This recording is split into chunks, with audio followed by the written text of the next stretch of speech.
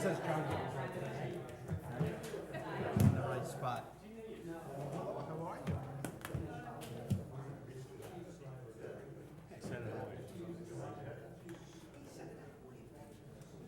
Good evening, ladies and gentlemen. Please rise and join the board in the Pledge of Allegiance. Hand over your heart.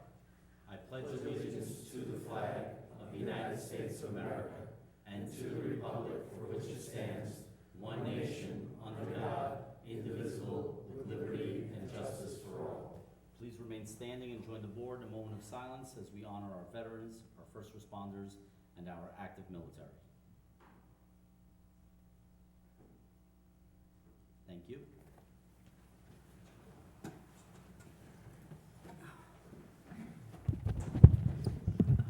Good evening, ladies and gentlemen, and welcome to our public hearing this evening. We have two items on the agenda, and I'm going to ask Clerk Rivera to call it. While he's doing that, I'm just going to, since we have a full packed house, I'm going to remind everyone that this weekend at Wilson Park, we have our 90s Nostalgia Fest on Saturday from 4 to 9, and on Friday from 4 to 9, on Saturday from 2 to 9, followed by fireworks on Saturday night. So come on down if you enjoy the 90s, music, skating competition. So a little plug for our event series this weekend at Wilson Park. Mr. Rivera. Application of XC Engineering PC for a special use permit pursuant to Chapter 550 of the Code of the Incorporated Village of Mineola, entitled Zoning, Section 550-12, entitled B1 District, Subsection B, to establish a music school upon the property known as 259 Mineola Boulevard, Mineola, New York, known and designated on the Nassau County Land and Tax Map as Section 9, Block 398, Lot 134. Thank you. Mr. O'Keefe, affidavit of mailings. Thank you. Mr. Gibbons. Nassau County Planning Commission has recommended local determination, and I'd ask for a resolution under CEQA declaring this a unlisted action. I entertain a motion. Motion by trustee Casado. Do I have a second? Second. Second by trustee Clark. All in favor? Aye. Any opposed? Motion carries. Will the applicant please approach? As the applicant is approaching the podium, I'll just remind everyone that our hearings, when you are at the podium, please introduce yourself, your relationship to the application, an address, and then please speak clearly and slowly into the microphone so that our court reporter can get an accurate transcript. At which point, at the conclusion of the applicant's presentation, the board will interact with the applicant, and then after that, we'll open it up to public comment. Miss, go ahead. Good evening. Sure, take your time.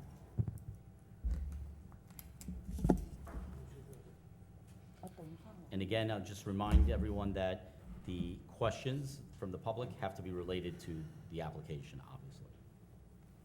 Right, go right ahead. Thank you. Good evening, ladies and gentlemen. My name is Jing Xie, J-I-N-G, last name X-I-E. I'm the registered architect representing the case change from an office building to a music school. My office is XC Engineering PC, located at 380 Chestnut Drive, Roslyn, New York, 11576. Thank you. And welcome. You don't have Thank to you. speak so closely into the microphone. Yeah, I'm trying to find a comfortable way because That's I don't want to perfect, right. yell Yeah. and I want everybody to hear. Because this is a it's really my honor to present the case in the board, because music is also my passion. It's one of my dreams to be able to build such a school. To not just to embrace the music I love, and also to have an opportunity to share the music and the higher education that which Mr. Chan is going to provide to both the community, the village, the surrounding, and hopefully one day my daughter can Attend. go through the school and go to a higher level. I'm sorry. This is a personal expression that we are very, very excited and interested in such a great opportunity. So, Mr. Chan, it's a funding partner and also managing partner for the music school. He is currently having 2 music schools, one in Brooklyn and one in Queens. And then will be the 3rd locations of the music school that we would love to establish.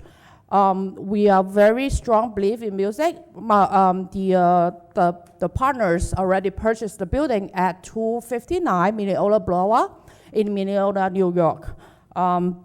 So the major goal for the music school is we are going to provide a high quality of the music educations to the locals, and the school is going to bring a lot of high quality teachers from the city, from Julia, from Manhattan Music School, and have them to teach the local kids here.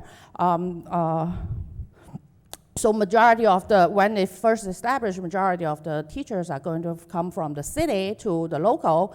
And when the school get more established locally, we welcome all the local teachers to join the facility to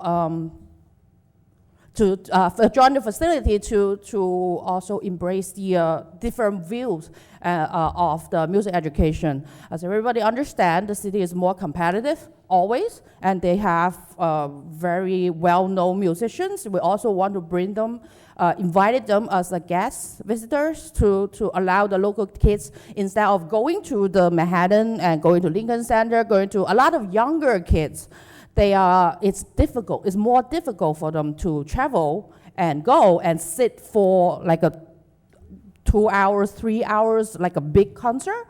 But if we can invite the musician to locally, the younger kids will get more benefit and fall into music than the older kids older kids are more, I would say, if they can survive up to like 13, 14, they probably really loving it. So they will actually travel to the city, go to the pre-college, or go to the bigger concert. So the school has 16 classrooms established, with 1 recital hall in the basement, and then also a small gathering hall with a grand pianos in the middle. Encourage the students to not just go to the class, go home, practice.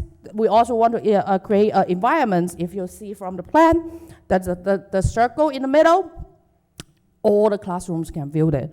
Our goal is really to embrace all the students to play to each other, have fun, have music. And we also offer not just the piano, we offer strings, we offer band, jazz. We want the students to have a place to have fun with each other, not by the instructors, by the teachers, but just by themselves. And then also the younger kids, once they are surrounded by a group of people that just spontaneously started to play in the middle of the school, that will drag their interest to continue practicing. As everybody knows, getting the kids to practice is very, very difficult. So other than just the daily entertainment with a group of students, we also, the school is going to invest quite a big amount of money in the recital hall in the basement. It can fit 105 people into the recital hall. The reason why we have it is like to have a place for the students to also perform to both their friends, their families.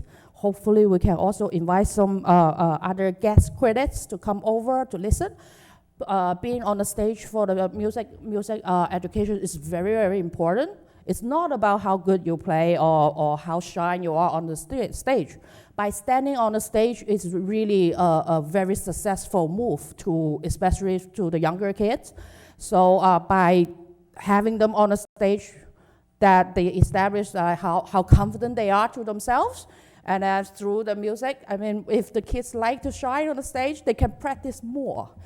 All this little method is to have the kids practice more, embrace the music up to the point that they themselves realize how much they love it, and then just started to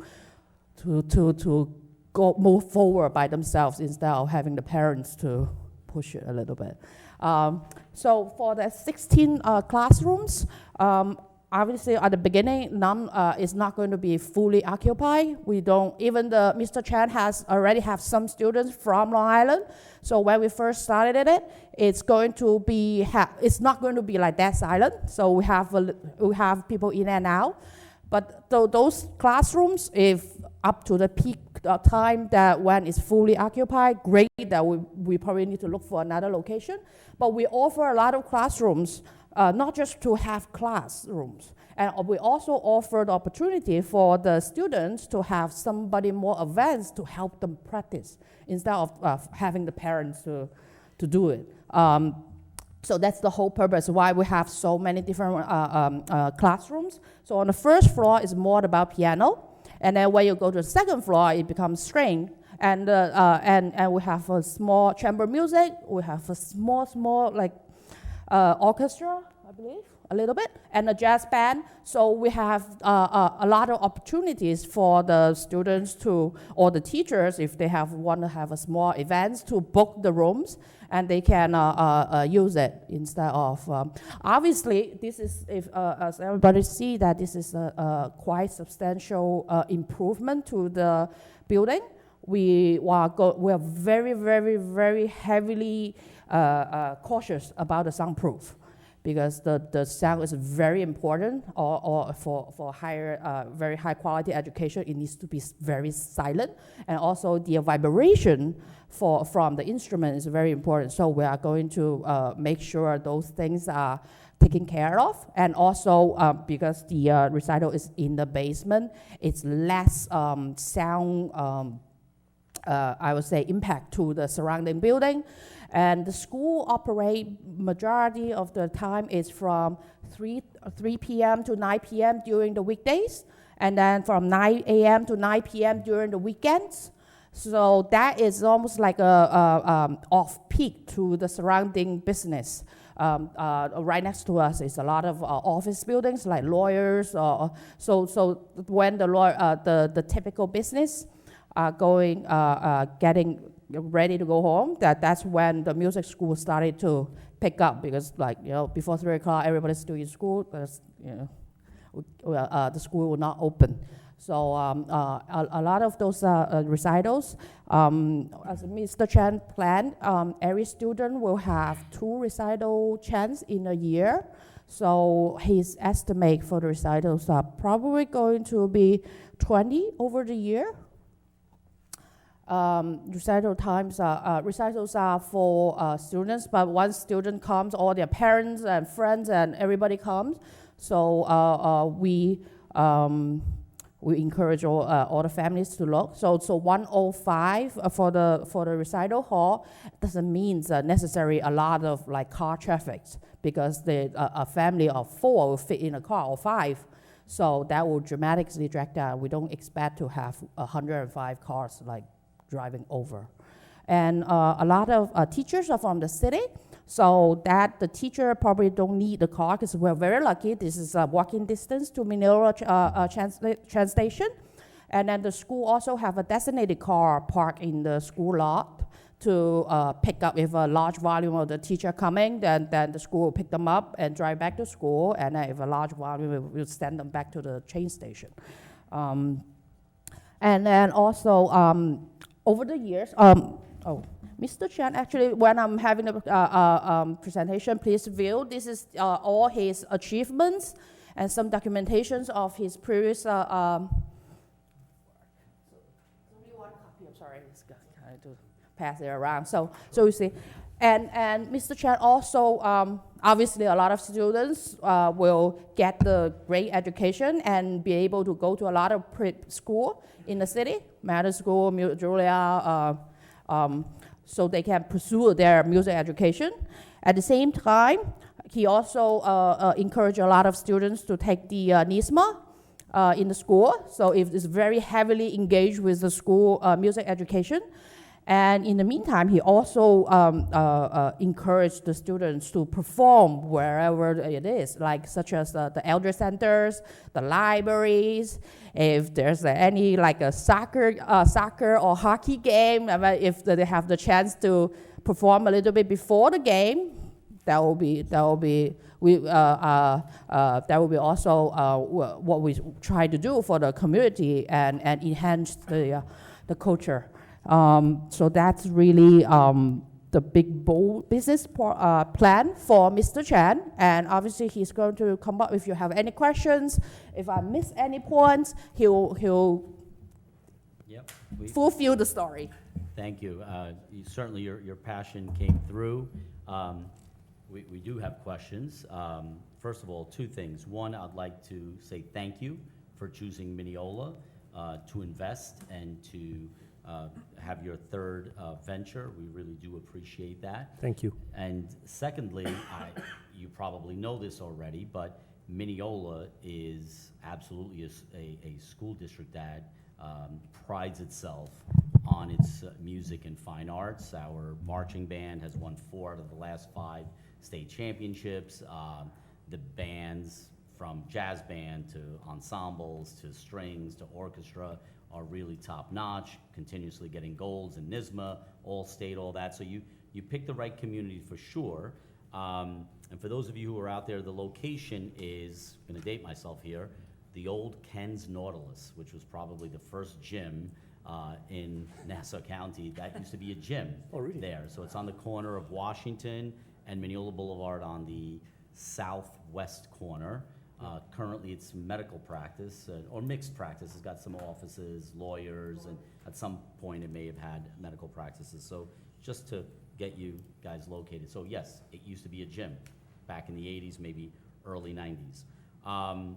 A couple of questions, and I'll save the big one, the big elephant in the room for last, but you mentioned something about renting space. Are you going to rent space to outside entities? No, right? So this is fully run by you.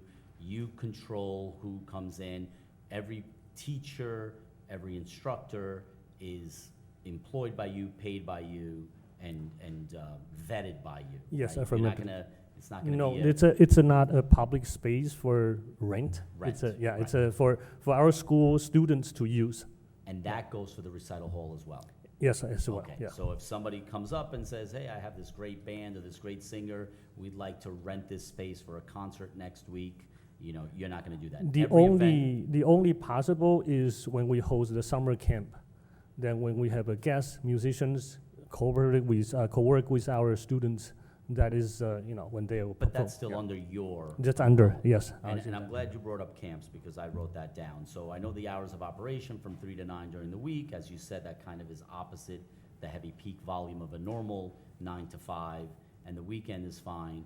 But in the summer, what are the hours of operation in the summer? During the summer camp, Monday through Friday.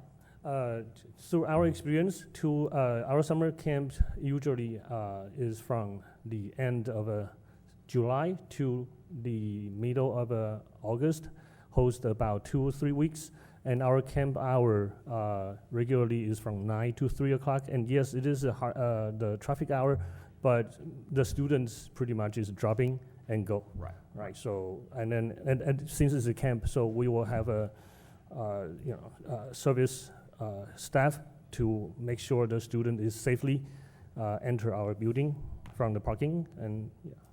Okay, and that's, when I read this application, I thought of that. My son took piano lessons. I would drive him to the school, drop him off. I'd go home. I'd come back an hour later and pick him up. So I'm not parking. For the most part, these people are going to come, drop their kids off, go home, Yes. wherever the home is, and then come back at 3 o'clock. They're not parking and waiting Yes. for them, Yeah. right?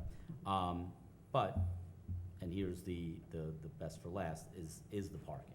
So are there currently any dedicated spots behind the building at Yeah. all, like for you and for a couple of employees? How many spots? Behind building, there's roughly about 5 parking spaces, and we will dedicate 1 for ADA, and the other 2 for maybe the staff. Mm-hmm. And then, like for mentioned, our architect encouraged us to host a shuttle service, which I think is a good idea because a lot of our teachers is coming from the train. So we will have maybe extra hand to to chauffeur them from the station to here. So And you'd say most of your employees would not be driving here? no, they won't because they are all mainly in New York City. in New York City? Yeah, and then also, we will make the space more open for student parents to use it as, to use our parking lot as the drop-off, Drop off. rather than use our front door, because our front door is in,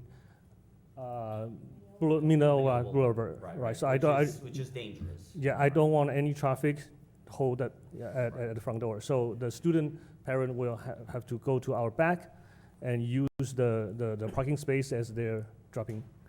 So, that street, Jackson Avenue, between Manila Boulevard and Horton Highway, there are only homes, well, there's one home on the north side. Yes, All yeah. the other homes are on the south side, about probably 10 of them. Mm-hmm. But if you're there, we went there right now, there probably wouldn't be a single parking spot because you have Jericho Terrace, the catering hall Mm-hmm. on one side of the street. Yes. And that is our legal two-family zone, so most of those houses are two-family at least, so those parking spots are taken. So my Yes. concern is, I don't want parking for those events, for those 20 events a year, to go west into the community. What I'm encouraging you to do is to force people east here. Yes. Village Hall, not Village Hall parking, but right across the street, next to the firehouse, there is a public parking lot. On the other side of the firehouse, there's Yes. another public parking lot.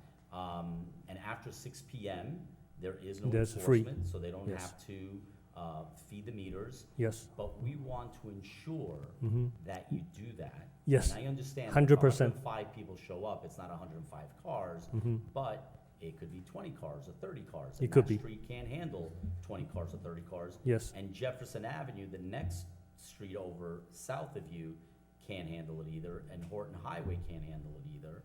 I'm sure that your parents are not gonna park on Jackson Avenue and No. walk all that way. So I want to encourage you to encourage the people. Again, the lessons, I'm not concerned about, because they're dropping off Thank you. and picking up. What I'm concerned about is those 20 times. And so I'm gonna float an idea, because 105 people is a lot of people.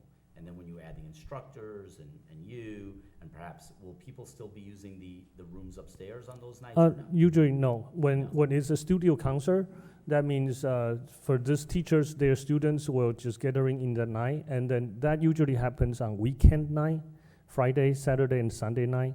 Would So be the recitals. yeah, recital. Yeah. So Friday, Saturday, and Sunday, when we host the recital, there will be, for a better performance. You don't want. I mean, even though we have a very good soundproof, but we don't want any interruptions from the other rooms as well. So that would be the building was solely only used for the recital. So how would you ensure So people would park here? yes, we rather thought than- about some ideas. For students who coming in before 6 o'clock, if they park there, we will reimburse them the parking fee for the meter. Yeah, Okay. and once when they coming in time, after 6 o'clock, since those I mean, as you can see, the students' parents is pretty they're very very enthusiastic. So over the months and year, we keep brainwash them. They will all know that have to parking right there, and then we will give them notice if we somehow get spot, say somebody parked on the street and blocking Right. somebody's there- house. There is Yes. on-street parking on both sides of the street on Manila Boulevard. On your side, metered parking. Yes. On the other side, metered parking. But of course here, and there is a crosswalk at your corner. Yes. So I would strongly encourage you to do that.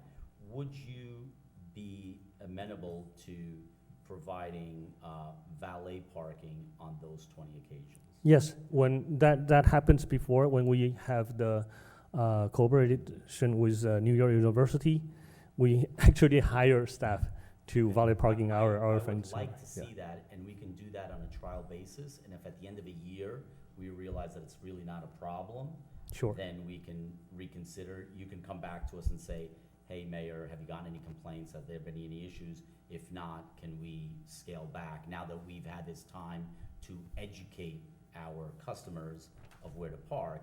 Yes. But I would feel more comfortable if on those days, of those, it's only 20 events a year, Yes. if you would hire a parking service where they would park. Their here. car, in- no problem, Not yes. on the streets, but Okay. in the lots. In the where lot, yes. It's free parking, and I do love your idea of reimbursement. Yeah. Thankfully, we have very, these are not New York City rates. No. So it's like 50 cents for an hour. Yes. So you're not gonna go, bankrupt, but I think that is an incentive that perhaps could work, so. Thank you. Thank you. Thank you. Deputy Mayor? Thank you. So thank you. As the mayor mentioned, this is definitely the right community. Music is very strong here. I love that we're bringing something cultural to our area, and we're not just approving. I love our restaurants, but we have a lot of them, so I'm glad we're bringing something new to the area. I think this is definitely a strong neighborhood, even the surrounding neighborhoods, for your business. So Yes. thank you for choosing Mineola. Thank you, thank you. That was my biggest concern, really, the parking. I think it's a wonderful school. In reviewing your plans, it looks beautiful, but the concert hall was a concern for me. So if you are in agreement that we could do something with the valet parking situation, that would make me feel more comfortable, especially weekends. Jericho Terrace is right there.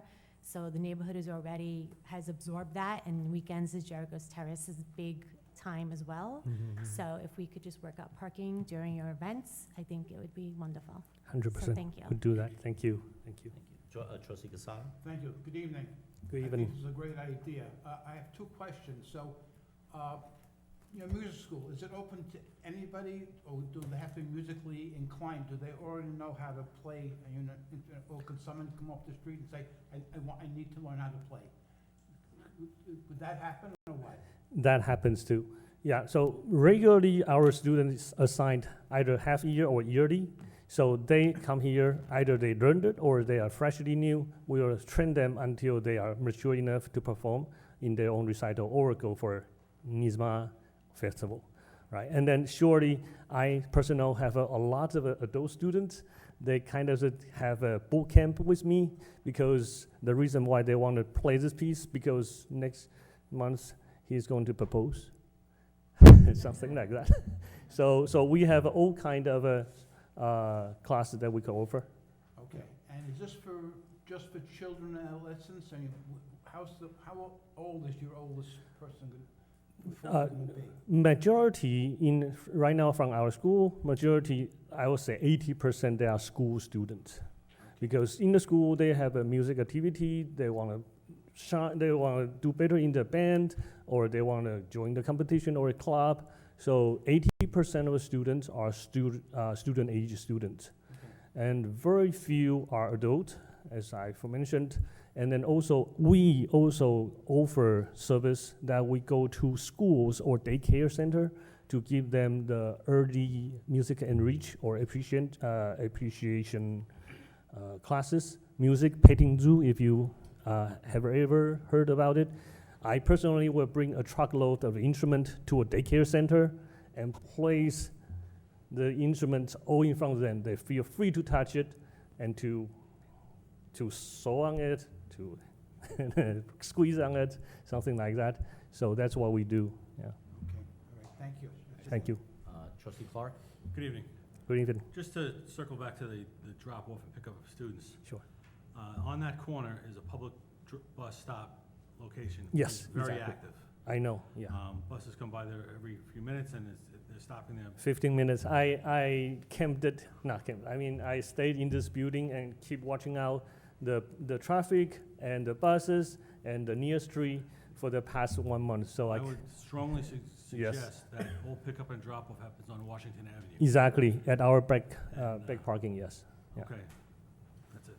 Just to, so we have a back entrance for the students. This is the back entrance for the teachers. So Okay. this will be, Yeah, keep them off any old students will learn to listen.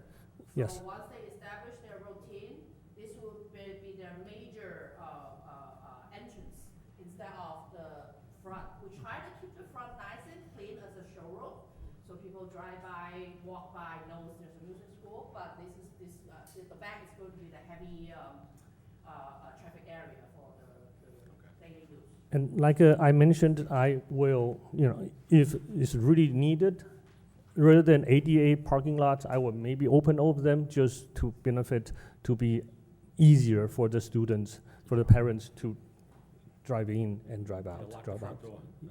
Lock the front.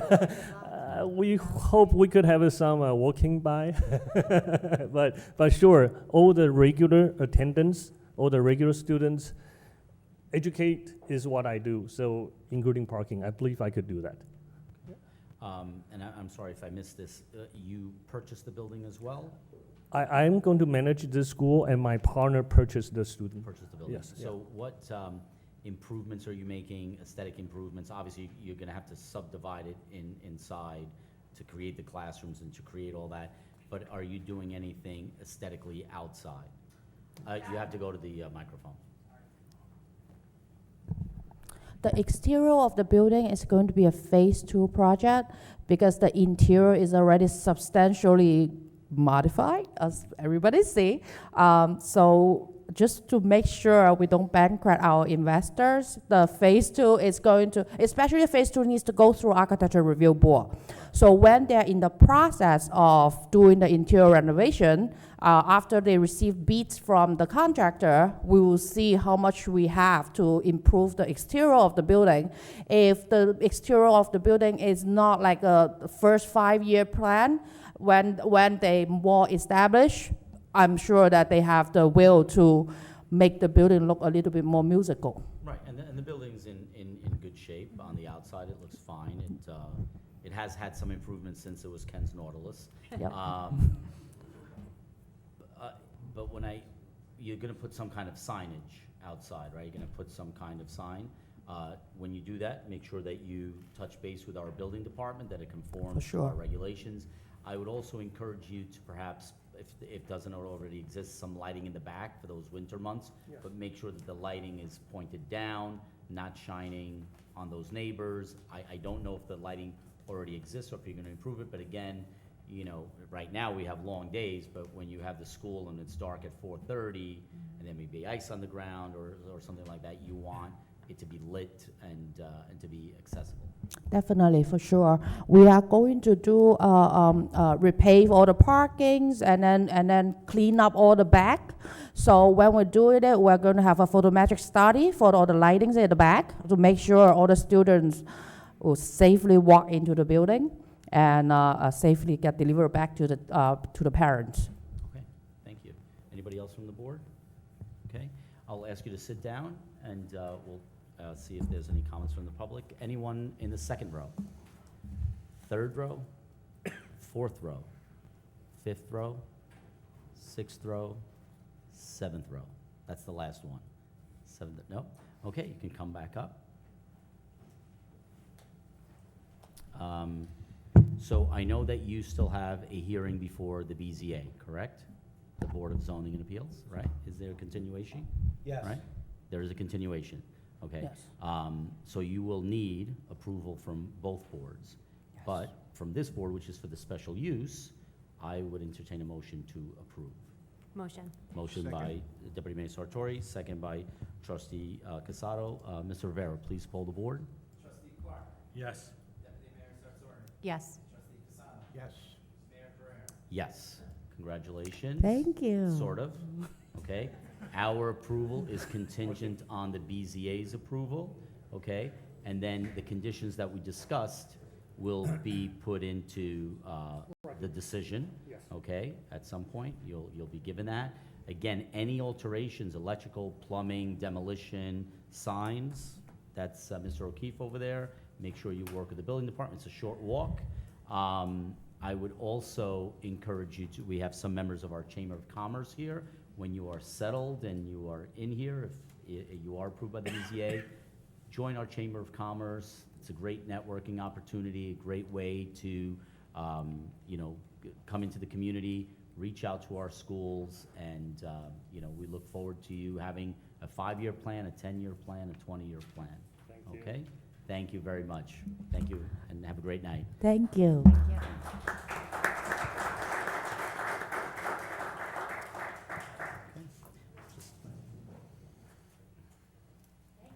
Thank you. I thought all of you guys were here for the music school, no? Nobody got up. Application of Eden Blue LLC for a special use permit pursuant to Chapter 550 of the Code of the Incorporated Village of Mineola, entitled zoning, Section 550-15.1, entitled Downtown Overlay District, to construct a 6-story, 204-unit residential building located upon the property known as 110 Willis Avenue, Mineola, New York, known and designated on the Nassau County Land and Tax Map as Section 9, Block 452, Lot 615. Okay, thank you. Mr. O'Keefe, affidavit of mailings? Thank you. Mr. Gibbons? Mayor, I offer the following resolution. Be it resolved that the Board of Trustees hereby declares that the proposed action is a Type 1 action pursuant to 6 NYCRR, Section 617.4B5, subsection 3. The Board of Trustees declares its intent to act as lead agency in a coordinated review of the proposed action, and the village attorney is directed to give notice to all involved agencies and interested parties in compliance with all applicable laws. Okay, so usually when we do these things, they are type 2 actions. This is a type 1 action, which triggers what you just heard Mr. Gibbons read. So entertain a motion to approve the resolution. Motion. Motion by Deputy Mayor Sartori. Do I have a second? Second. Second by Trustee Clark. All in favor? Aye. Aye. Any opposed? Motion carries. Anything else, Mr. Gibbons? No, now that this resolution has been passed by the board, tomorrow I will send out letters to all involved agencies and interested parties, including Nassau County Planning Commission, so we would have to wait 30 days to act on the application. Okay, thank you. I don't think I need to go over the rules. Mr. Martins? Thank you, Mayor. Good evening, Mayor, members of the board, council. My name is Jack Martins. I'm with Harris Beach. I'm here on behalf of the applicant Eden Blue LLC and 136 Willis Avenue LLC. Here with me tonight is Daron Pergament, its principal. In addition, we have the design professionals responsible for the buildings designed, Emilio Sousa. He's an architect and principal of Emilio Sousa Architect PC. We also have Angelo Leno, professional engineer, Aaron Macte, also professional engineer, and Christiana Kastelek from VHB Engineering, who will present regarding civil design, traffic, and the expanded environmental assessment, respectively. This property is located on the east side of Willis Avenue, extending north from Copley Court. For those who didn't know, the entrance into the MAA Fields does have a name, and it is Copley Court, and includes the properties at 110 Willis Avenue and 136 Willis Avenue right here in the village. The tax map designation is Section 9, Block 452, lots 638, 639, 615, and part of 616. Overall, the proposed site is just under 1.5 acres. The property is located within the village's B1 and R5 zoning districts, which include apartment, residential. The B1 district allows for businesses that are typically service the residential communities here in the village. So think restaurants, delis, shops, and the like. A combination of both B1 and R5, and I think as we go through this presentation, you'll see that there are elements of both that are incorporated into this presentation. Our application this evening is to construct a 6-story mixed-use multifamily building on that site. There's approximately 410,000 square feet. It's 5 floors of residential over a first floor retail and office use. The retail and office use is approximately 12,000 square feet and will include about 2,500 square feet, a little over 2,500 square feet, which will be deeded to the village. The idea is to condo the building so as to be able to convey portions of the building on the first floor to the village, likely, and I believe, for purposes associated with the ball fields and the Mineola Athletic Association. For purposes of context, the proposed building is substantially similar to the buildings that the board has previously approved on Searing Avenue, west of the railroad tracks to Willis Avenue. You have a number of buildings that were constructed first by Mill Creek, and another building that was constructed by Searing LLC, now known as the Royal Blue. Both of those buildings are of a similar height. They are about 69 feet. 69 feet, 2 inches to be precise. In fact, the proposed building has a height of 65 feet to the roof line and 69 feet to the amenity level, which is the same height as the buildings I just referenced. The top of the amenity structures on the roof is 80 feet. So 65 feet to the roof line, 69 feet, 4 feet higher to the amenity line. There's a pool there, and so that accommodates that additional space. And then there are some structures that are on the roof that add the additional 10 feet. They're not residential, they're not apartments, they're not for use there. There are some pergolas and some structures that are associated with that. There are references in the environmental assessment to a rooftop venue, a brewery perhaps overlooking the fields, covered areas, and so that would account for those additional 10 feet, but importantly 65 feet to the roof line, which is certainly in keeping with the buildings that are immediately to the north. The application seeks 204 apartments.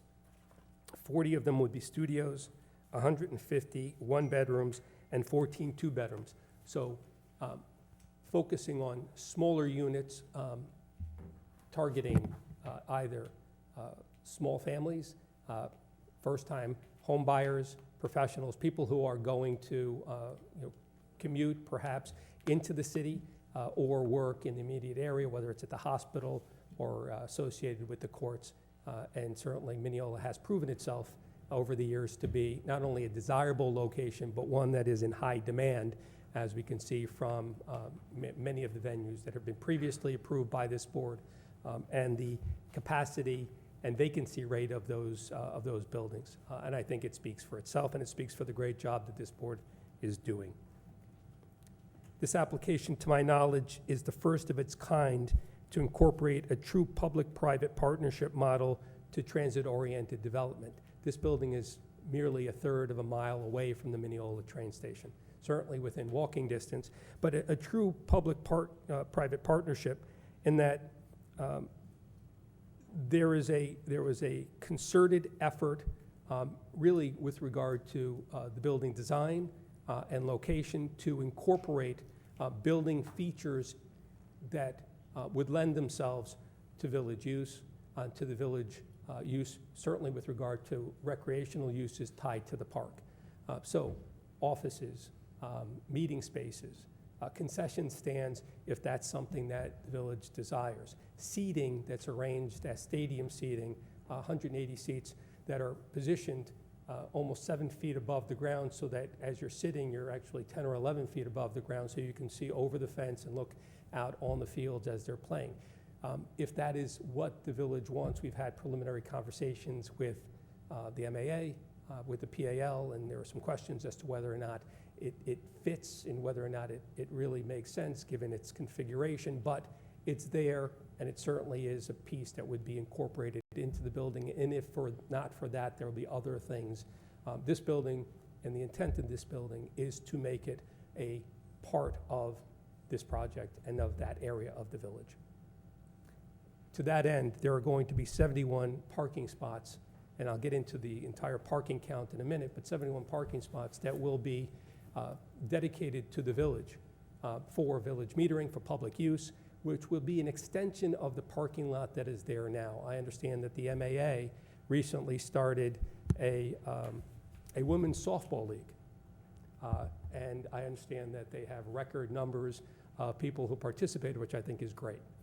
The parking there does not accommodate the number of people who are participating, and so the idea of having 71 additional parking spots available to the public within structured parking, covered with direct access from the municipal lots right into the building with an elevator that brings them, because they're on 2 floors, brings them back to ground level and allows them to participate.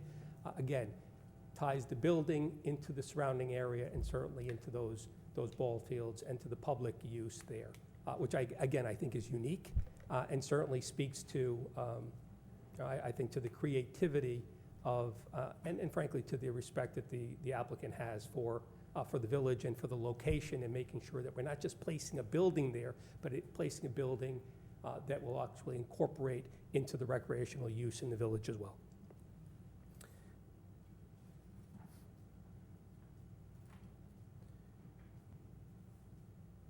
In addition to the spaces that are directly within the building that would be deeded to the village, there is also, the proposal would also include significant renovations to the PAL house.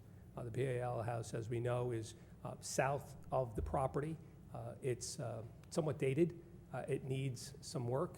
Certainly, we have had preliminary conversations with the PAL with regard to providing those upgrades and significant renovations, including renovations to their meeting rooms, renovations to their restrooms, to the HVAC systems, and to the structure itself, making it more compatible and allowing for a connectivity between that building and the facilities that the PAL have adjoining the building, trying to connect them more than they are today.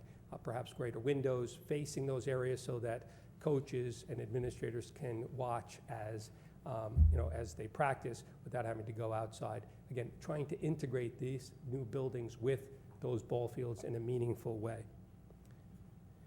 Our application was brought pursuant to a special permit pursuant to the village's downtown overlay district, which is in the village code section 550-15.1. The standard the board is to consider as granting a special permit is codified in the village code section 550-55. And I will get into the particulars of the special permit and what is required, but before I do that, I want to introduce Emilio Sousa. As I mentioned earlier, Emilio is the architect who designed the building. I'd like him to come and speak to the architect's vision for this building, the textures, the different building materials that we're talking about, perhaps describe the building more holistically. And after Emilio, I will go to our other consultants from VHB. We'll have a discussion regarding the civil layout of the building, again, another overview of the building with regard to how it lays on the property, a discussion with regard to traffic and parking specifically, a discussion with regard to the expanded environmental assessment that was provided and that the village has and the village board has before them. And then I'll come back and address the special permit issues and the different points within the village code with regard to special permits. So with that, Mr. Sousa. Thank you, Mr. Moore. Good evening, Mr. Mayor, members of the board. Good evening. My name is Emilio Sousa, and I am the architect of record for this project. Well, thank you for allowing me to talk a bit about this application. I'd like to touch on some key features of the project. I'm going to start with the architectural aesthetics. Eden Blue is a contemporary, high-quality, mixed-use development designed to enhance and complement Mineola's community and character. The exterior features a high-efficiency aluminum composite panel cladding in a soft beige primary color, which is the majority of the building, with some earth tone, darker, brownish accents mixed in. And we just felt like those colors would be in harmony with the surrounding community. All of the glazing is going to be high-performance glazing assemblies utilized for the residential windows and the ground floor storefronts, maximizing natural light. It's floor-to-ceiling windows in all of the units, but they are energy-efficient triple-pane windows, which will also lend itself to full compliance, meeting and exceeding the New York State Energy Code. I'd like to touch on the building overview itself. The total building area, including all levels and the attached parking garage, is 410,398 square feet. So if you weren't totally aware from our submission of the plans, the garage, parking structure, and our apartment building are a one structure. They are integrated. There's access to the garage from certain levels of the apartment building. The gross residential area is 197,437 square feet. The net apartment area, so not including common areas and corridors, is 161,044 square feet. Total ground floor area is 25,286 square feet, which includes potential retail, restaurants, lobby space, offices, the colonnade, and seating, as Mr. Martins described, in the rear of the building, adjacent to the fields, but that excludes the ground floor level parking. And we also have a rooftop amenity area, which totals 16,276 square feet. That rooftop amenity area will be a pool, an outdoor deck surrounding the pool, a gym, a lounge. This is just for the residents of the building only, but a potential, as you can see in the back here, an outdoor beer garden or restaurant, which would be utilized by the public and has a very nice view of the two ball fields. So we're hoping that people would maybe grab a beer and enjoy a ball game or something like that. So that would be the hopes there. I want to touch on the building height and the structure itself. The building height to the main rooftop or roof deck is 65 feet. That's going to be a level that is not occupied, and that will contain mechanical equipment. The building height to the rooftop amenity level, which is occupied, is going to be 69 feet even. And the height to any, height to any bulkheads or top of the amenity level is 80 feet. In total, this residential complex contains 204 apartment units, mostly one-bedrooms, as Mr. Martin stated, 40 studios, 150 one-bedrooms, and 14 two-bedrooms. Now, attached to our building is the parking garage, which you could see here. I don't know if everyone can see this, but it's this portion of our rendering. And the attached garage is a 5-level parking structure with a total of 378 enclosed parking spaces. The garage features 3 levels below grade, and those 3 levels are exclusive to the residents of the building only, and the 2 levels above grade are primarily designated for the public and retail use.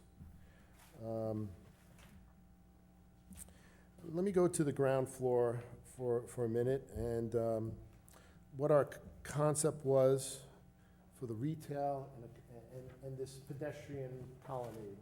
So essentially, we started out with just a covered pedestrian walk. That was like the first thing we really designed. And that, Mr. Sousa, Yes. this is being videotaped, so you're gonna have to Ooh, I'm stand sorry. close to, so maybe bring the easel closer to you yeah, so that's that a you good can, idea. yeah. Thank you. Apologize for that. Yeah, there you go. Perfect. Essentially, there is a covered pedestrian walk which runs almost the entire length of the building.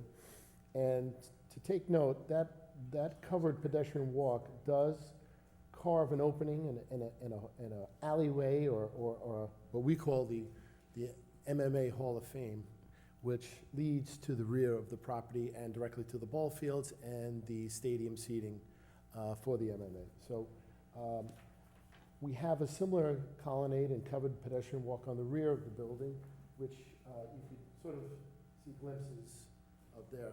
Essentially, the entire building has the ability for pedestrians to sort of circulate around the building without being exposed to the elements, but I think more importantly, it makes it very inviting for people to engage the building, engage the retail, whatever shops are down at that level, and then also to make their way to the back and to take part if their kids are engaging in any of the sports on those ball fields. Let's see, the approximately 9,415 square feet of ground floor retail can be realized, again, supported by the covered pedestrian areas, both front and back. And a couple things for community integration and amenities. As Mr. Martins pointed out, we have dedicated spaces provided to the Mineola Athletic Association, including offices, meeting rooms, concession stands, public restrooms, which are ADA compliant, the covered stadium seating in the back, which you see on the renderings, which are also ADA compliant, with 108 spectators to be able to realize those views.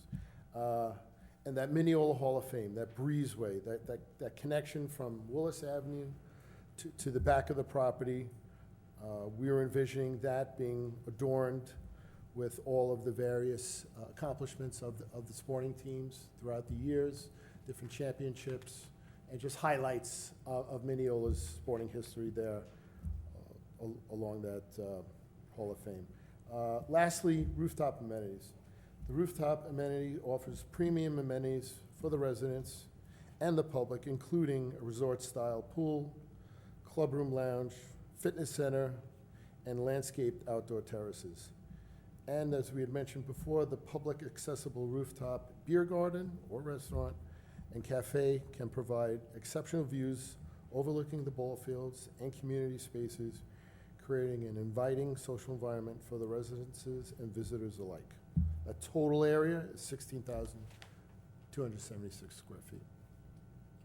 If anybody has any questions, Thank you. comments? The only question I have, Mr. Souza, at this point, if I could. Yes. Could you tell us the setback of the front of the building from the property line and from the street, so that people understand Sure, that it's not sure. right up to the property line? So if you could just touch on that a little bit. So right along Willis Avenue, yes, to the actual start of that pedestrian walk, or covered colonnade that we spoke about is a 10-foot setback from the property line. And that will be landscaped and, Yes, we, in the renderings and within that 10-foot setback, we have several planting areas for continuous landscaping along that. so 10 foot from the property line, which puts it at probably close to 20 feet from the curb, give or take. I mean, depending on the width I of would the say it's sidewalk. at least another 10 feet to the curb, yes. curb. And just to kind of point out, it's 10 feet to the covered colonnade, but that is only about a story and a half. Right. Then the building starts with the apartments. So it's at least another maybe 10 feet to the building proper. Right. So it's really a little bit more, so that colonnade sort of has a terracing effect and Right. sort of softens that front elevation. Okay, great, thank you. If we have questions later. Sure. we'll, I'll hang around here.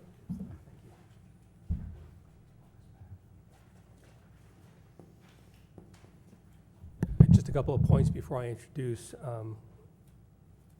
Mr. Leno. Importantly, I mentioned earlier that this is a combination of R5 and B1.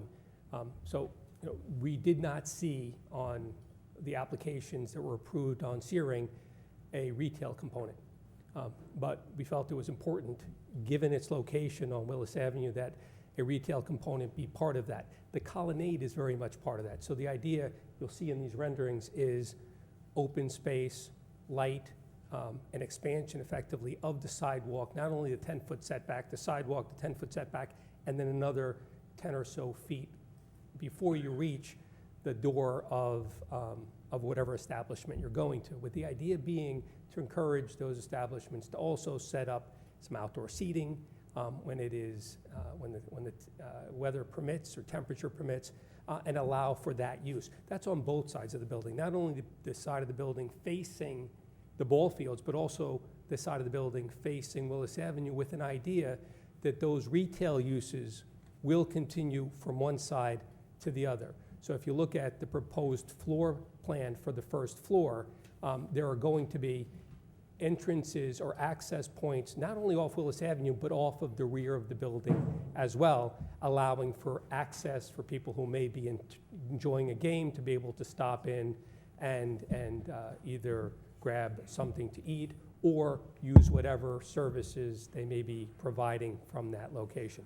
So the colonnade is an important piece of that. You kind of get a sense of it here, because this is the rear of the building colonnade as it goes lateral to the building.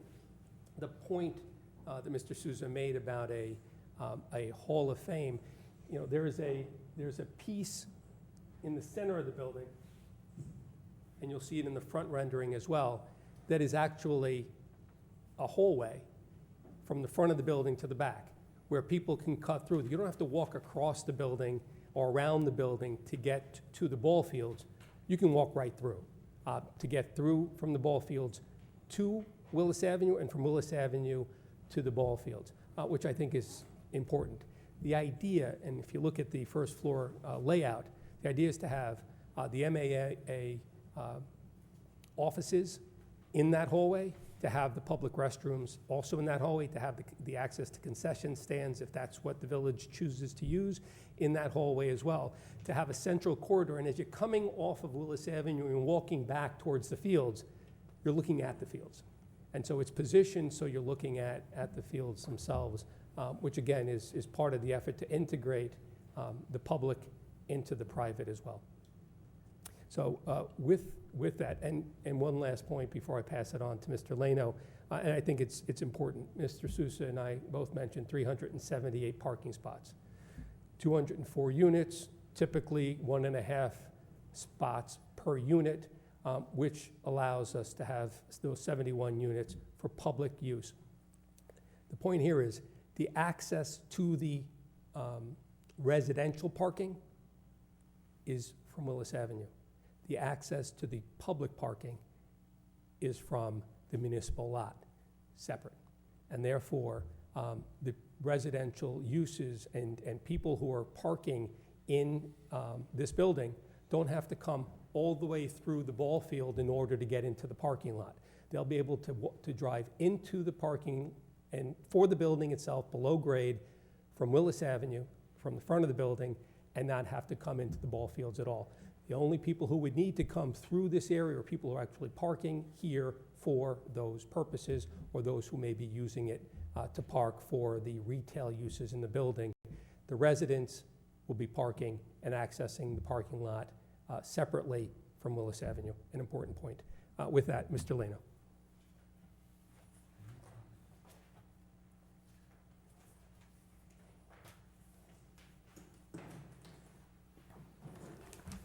Good evening. Good evening.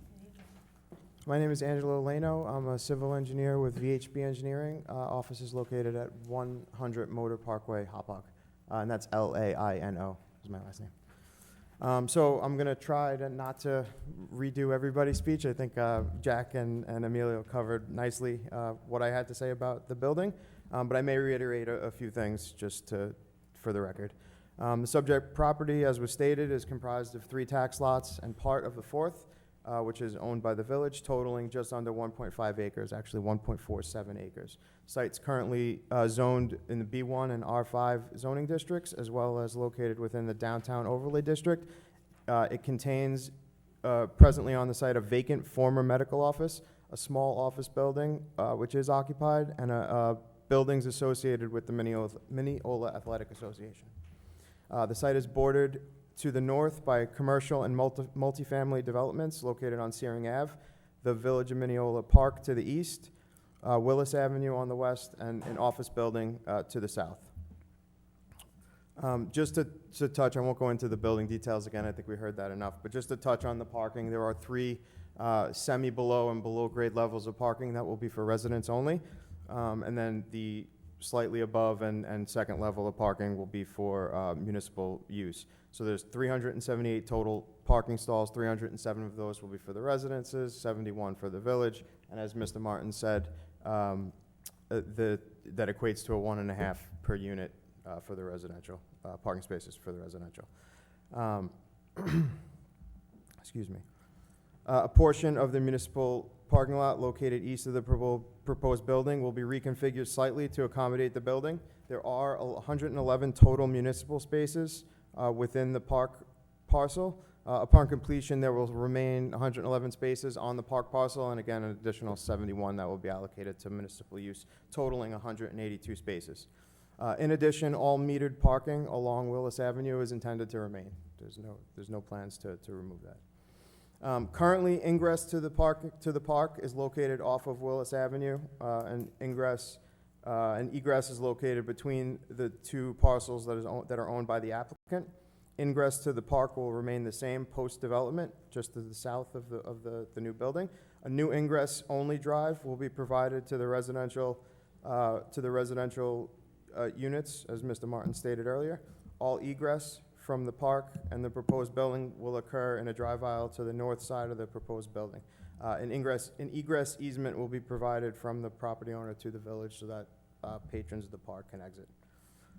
There are currently, so just to summarize, there are currently 5 curb cuts along Willis Avenue. As a result of the project, it will be reduced to 3 curb cuts. I think we covered the setback is 10 feet from the property line, approximately 20 feet from the curb line on Willis. The building comprises the majority of the site, so there's really not much more to talk about with regard to site layout. However, we're in the process of starting to fully engineer the site plan, so with regard to stormwater, utility services, we will be designing that and providing the village building inspector and DPW with fully engineered site plans. We intend to connect water and sewer to the existing infrastructure located in Willis Avenue, and we will coordinate with PSE&G and National Grid for power and gas utilities, as well as any telecom with Verizon or whoever.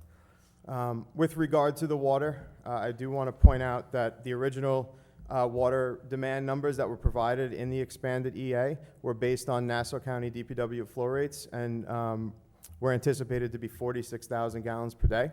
Subsequently, we received imperial data from projects within the village that showed us that really what we're seeing is 71 gallons per day for a residential unit of this, 71 gallons a day per bedroom for units of this size. So when we redid the numbers, we came up with, we were able to reduce that by more than half, and we're seeing an estimated demand of 20,000 gallons per day that would be required. That also includes a 20% contingency or buffer. And I would like to submit for the record, if I can, a memo to supplement the expanded EA that indicates, that states that information. With that, I think that's all I have. Turn it back to Jack. Mr. Leno, does that, Yes. the water, does that include the retail space? It includes, yes, it All of includes the, Not- yes. Not just the residential, It includes the residential and retail, the full the development. whole full Yep. development. Okay, thank It you. also includes the office space that will be provided to the the MMA, yeah, MAA, yeah, excuse me. I know Mr. Sousa said MMA, that's a whole different ballgame. Yeah. It's MAA. MAA, yes. Our MAA is tougher than their MMA, Mayor. And so I actually looked up, so I did a Google search. How many gallons of water pass through an 8-inch pipe, if we're looking at an 8-inch main, running down Willis Avenue? Because we are still waiting on water availability letters, and we're going to coordinate with the village. I know that the village is in the process of doing an assessment with the village engineer with regard to capacity and the like.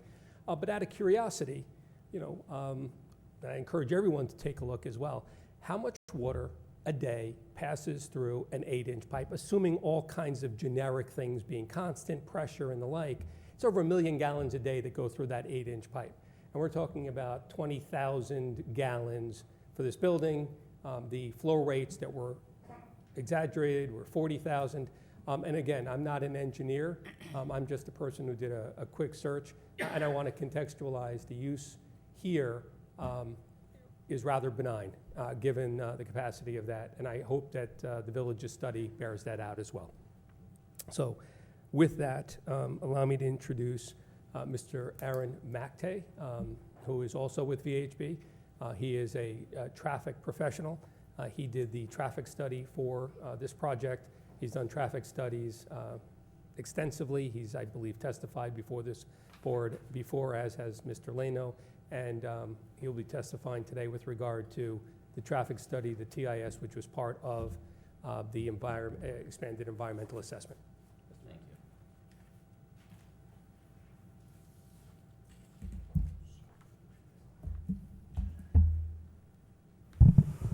Good evening, mayors, Mayor and members of the board, my name is Aaron Mactay, and I'm a transportation project manager with VHB, with our offices at 100 Motor Parkway in Hopog, New York. VHB has prepared a detailed and comprehensive traffic impact study to evaluate potential impacts to transportation associated with this application, and the traffic study was prepared in accordance with standard engineering practices and procedures. In short, that study concluded that the proposed development would not have a significant negative impact on area traffic conditions. With regard to the site and the site access, the site is obviously located on the east side of Willis Avenue, bounded by the municipal parking lot for the Little League fields. Historically, the site has been occupied by the medical office use, as Mr. Lino and Mr. Martins mentioned, and that was accessed via the driveway on Willis Avenue. The project would see that demolished in order to facilitate the new construction. With respect to our study, we identified a critical corridor for traffic, which required analysis, and that was the corridor on Willis Avenue, running from Jericho Turnpike to the north and Old Country Road to the south. We identified those two intersections as either terminus, and then three other signalized intersections, Lincoln Avenue, Searing Avenue, and 2nd Street, as like the critical points that we needed to analyze for traffic. So that's what we focused on with our data collection and our study. Now, just to quickly mention about this corridor, just to make sure it's clear in terms of timing, obviously, as everyone's aware, it was the subject of some significant reconstruction over the past half-decade to decade associated with that third track project. This study was conducted entirely after that was done. So I know it's been that way for a little while. Obviously, the underpass is open and working. I just want to make it clear that when we collected our data, that's the case. It was all open. So just to make sure the timing is completely clear. So we analyzed the existing condition the way it exists right now, the way traffic is currently flowing. With regard to traffic generation for our project, peak trips are anticipated to be between 104 during the PM peak hour up to 192 during the Saturday peak hour. Significantly less traffic during the AM period. However, it's important to note that this is an exceptionally conservative estimate. First and foremost, we use ITE to predict the traffic generated by the residential components of this use. VHB, as you well know, is very well versed with studying these types of developments in Mineola, and we've collected some empirical data for some of the other residential communities that are already open and operating. When we have compared the data collected at those sites, those specific sites for these types of developments in Mineola specifically, to ITE, it's almost universally less traffic generated during all the relevant peak hours. Regardless, we used ITE to be more conservative so that if there was any potential that there was an impact that needed to be mitigated, we would identify it and mitigate it. The other thing that should be noted that makes this quite a conservative study is obviously the site isn't completely vacant and isn't currently demolished. It was previously operating as a medical office, and that office could have generated similar to, maybe a little bit less, but similar activity to what's generated depending on the exact peak hour in our study. Regardless, we did not take any credit for the existing use of the property. So we just looked at this as though it were a vacant piece of property being developed right in the area, no credits taken for anything. Despite these conservative assumptions, once we projected that new traffic onto the roadway network, we did not identify any significant impacts, and we did not require any physical mitigation. So the infrastructure as it currently exists can accommodate the traffic that's being generated by this project. With respect to parking, we did prepare a demand analysis in our study. We did that using ITE as well, so the same disclaimer can be applied that we obviously have empirical data that says that these types of units in Mineola are generating less parking than ITE. That said, we still used ITE and we still demonstrated that the parking that we're providing in the garage would be adequate to accommodate the mix of uses. We were further conservative because normally you're in a downtown setting, you have a mixed-use development, you expect some synergy with the surrounding area. We didn't assume any of that. We just took the peak period demand that was suggested by the data for each use, generated it, looked at what was predicted, and compared it against the parking being provided, and we found that we would be providing adequate parking. So by, That just gives an extra level of surety that the parking that we're providing will be adequate to satisfy the demand that will be generated by the uses. So in closing, based on our detailed study, it's my professional opinion that the operation of this site will not result in any negative impacts to traffic or parking conditions, and I'd be happy to answer any questions. Sure. The one question I have is, you heard Mr. Gibbons mention earlier, we're not going to be able to vote tonight regardless. We're going to have to continue this hearing to some later date. And since you mentioned, and I'm inclined to believe you, but it's very easy to say, yes, we've done these studies for other developments, and now we have real data on those developments after they've been completed, and compared to what we said on the record, the traffic is actually less, and I'm inclined to believe that. Would you be able to provide that empirical data for the next hearing? Would you be able to come in and say, hey, when you had this project at 2nd Street and it was 265 units, we came in and we said it was gonna be 140, peak, the traffic, whatever. the word- I don't, and then- I and don't, then- I don't foresee that being a problem.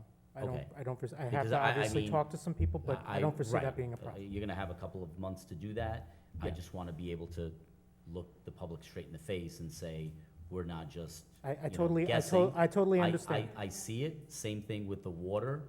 I do understand. We've been told by our very own water department that the buildings that have been built because of efficient toilets, efficient showers, and et cetera, all these other efficiencies, that actually the water usage, consumption is a lot less than what was presented on the record, which is great. Yeah. But we can't just, with all due respect, I would like to see that data so that we can say with some degree of certainty that when you tell us that these are conservative estimates and that they're gonna be less than this, that we can point to previous projects, just like we've done with school-age children. We have real numbers, we have real data. We can really say that this is not going to produce 40 school-age children, although that may be the Rutgers study number. So if you don't mind, a little Yeah. bit of homework. I'll just mention really quick, already on public record, we also did the traffic study for the ongoing development down by Old Country Road. That on the record has used empirical data that was collected in Mineola. I believe we looked at 1 North, 1/3 and Morgan Park. Morgan Park. Right. And that was exactly consistent with what I said. Right. So that's already on the record if anyone is curious and questioning it, but obviously I can supplement If you it. could do that. Absolutely. Great, thank you. Mayor, Yep. I have a traffic question. Can I add? Sure. So you, appendix step, you have your traffic impact study, and you have drawings 5, 6, 7, 8, 9, which shows the various traffic patterns. And then you show Williston Jericho, Williston Lincoln, Williston Cleveland, and then Williston 2nd Street. What happened to Willis and First Street? Isn't the post office there? Isn't there a traffic volume issue there? Why didn't you show that block? Plus, maybe 100 feet west of that, we got a 4-story building that's being built. So isn't that gonna complicate your traffic study? Plus, around the corner, we have an 8-story building on Main Street that's gonna be built. Well- So how does all these numbers gonna, In terms of the buildings that are being built, one of the tenets of preparing a traffic study is we ask you, the village, for other planned developments. We ask what's going on, we ask what needs to be considered. We get that information and we project it and account for it when we're laying out our roadway network. So you might think of us creating like a virtual condition, we build the roadway network virtually, and then we enter in the traffic volumes, and then we run an analysis that way. When we run that analysis, we have what's called the existing condition, which is just the traffic volumes as we collect them, and we have the no-build condition, which is the future condition without our development, but with any other planned development and background growth that we need to consider. So the other buildings, the other projects that, I mentioned the one down by Old Country Road, other projects that were identified, we reached out to the village, we got a list, and we included those in our no-build condition. but I don't understand, but the post office has been there for a gazillion years. So why didn't you not show the traffic volume on First and Willis? Well, there's a few reasons. One, we prepared our analysis based on our review of the study area. It's based on the connectivity of the roads. I mean, there may be traffic localized through the intersection by the post office, but based on the layout, we're going to generate traffic that's going to be primarily through traffic in that intersection, and through traffic doesn't tend to have a significant impact. So we were trying to focus on the locations where there's more potential turns, where there's more connectivity east-west as opposed to just north-south, and it wasn't necessarily focused on, traffic that's associated by the post office, right? So you're saying that First and Willis presents no problem? It takes me like 10 I'm not minutes. saying it presents no problem. One of the things that I think consistently gets misinterpreted about traffic studies is that we say there's no significant impact, and people interpret that to mean we're saying that there's no traffic. That's not the case. I can't with a straight face in many areas of Long Island get up and say there's no traffic. We studied Jericho Turnpike. We went down to Old Country Road. Those are very, very well-traveled corridors, particularly during the hours that we saw. Clearly, there is traffic. What I'm saying is that the traffic that we're generating, because of the way it goes through that intersection, or will go through that intersection, will not generate a significant impact. And the reason that I can say that, even though we didn't specifically study it, is we looked at other locations where traffic is going to perform turns. Turns tend to have a greater impact upon the operation of things because they obviously take more time. They require gaps in opposing traffic or signalization. And we did not see impacts at those other locations. So that would lead me to believe that the First Avenue, which again, I did not include in the study, because it's primarily going to be through traffic, we would not have a significant impact there. Well, I think what the trustee is trying to say is that when you open up that intersection, now you're gonna have traffic for parents going into games, weeknights, weekends, residents all year long. So that's a great question. What is gonna be at that new intersection? There's no traffic light there now. Will we have to, we require a light be put in there? I think that has to be looked at. Okay, I mean, I can take note of that. If that's something that the board needs to see, we Yeah, can. maybe that's what we'll do, is take a look at, because it is, and I know that you're not from here, but it's like a T, right? Yeah. It ends at Willis Avenue, First Street, and people do use it as a cut-through from Herrick's Road to Willis to then get down to Old Country Road. So they do that. So I think that, I understand why you picked the ones that are signaled, why you picked Lincoln and Searing and Second. But I do think that First and Willis is important because of what you just said, that nobody can go straight there. They have to turn. Everything that happens at that intersection, coming from First, has to be a turn. And from Willis, not too many people turn west on First, but some. The more important thing is people heading east on First Street, then turning either north on Willis or south on Willis. So if we could get, a better idea there. And I also think, to your point, and I just want to be on the record to correct that, although Mr. Casado did mention the buildings, there is no 8-story building. Mr. Casado, there's a 4-story building on the corner of of Main and Second. There is a 4-story building on Second Street that is currently just breaking ground. And there's a 3-story building, a 4-story building across from the post office. You said 8 stories, so I just don't. I'm sorry. No, it's okay. I just want to, Okay. I don't want know, people yeah. to think that we have another You don't 8-story want anyone building. banging down the door, making. So, It's still traffic. yeah, if we could look at that, course. that would be great. Those of us who remember the grade crossing before it was eliminated as a result of the third track, remember regularly in the afternoon, traffic backing up to Garfield and beyond Corpus Christi Church on the daily. Yeah. As you said, it's Long Island, it's central Nassau County. There is traffic. I know, I've lived here for 47, 48 years. It is much better today on Willis Avenue than it ever was. Those lines do not back up. Is it perfect? No, it's not perfect. But it's certainly better than what used to happen when the main line gate would be down and the Oyster Bay line gate would be down and everyone would be backed up and you couldn't make a left onto Second. So it certainly, there is an improvement in terms of flow between Jericho and Old Country Road for sure. And I will also argue, as I've done in the past, that as we know, and I think this has come to bear, residential uses generally have less impact on traffic than, let's say, doctor's offices, where people continuously come in every 15 minutes for appointments, right? And I know that this wasn't a large medical practice, but it was a significant medical practice, a day op center where people came in and went multiple times throughout the day. Many of these people are going to leave their cars in the garage, walk to the train station, commute to their jobs in Manhattan, and even if they're driving to work, they're going to leave at 7 or 8 in the morning, and then they're going to come back at 5 or 6 in the afternoon. That's 2 trips, that's it. Whereas, and obviously there's a retail component, but again, I'm not, but I would, right, exactly. Of course, and I fully respect where the board is coming from, and certainly we can. So let's we take can a look provide at more First and information. Willis if we can. And I'll just quickly comment, you know, to your point that the corridor is better than it ever has been. It's almost like the traffic engineers who worked on the 3rd track knew what they were doing. So. It wasn't myself, but it was VHB. All So. right, thank you. Thank you.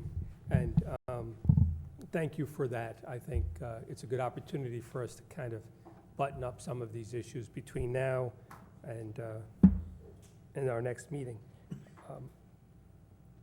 This spot's unique.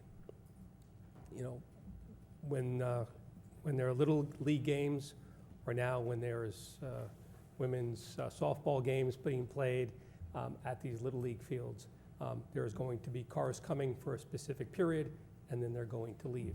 And aside from that, the kind of activity that we would expect doesn't really exist normally. You don't have that capacity every day. But it is a residential capacity. It is a lesser use, and certainly to the extent that we can quantify that and present that to the board, we will certainly do that. I have a question, Mr. Martins, because I'm thinking about this. It's great to have the 71 additional spots, and how and what we do with those spots is up to us. Correct. Okay, thank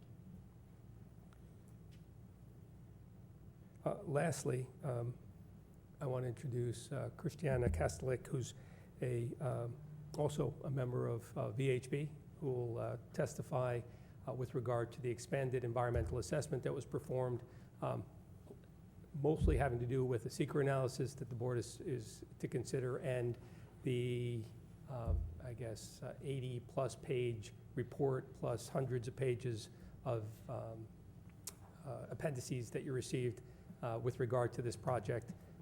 Ms. Kastelik.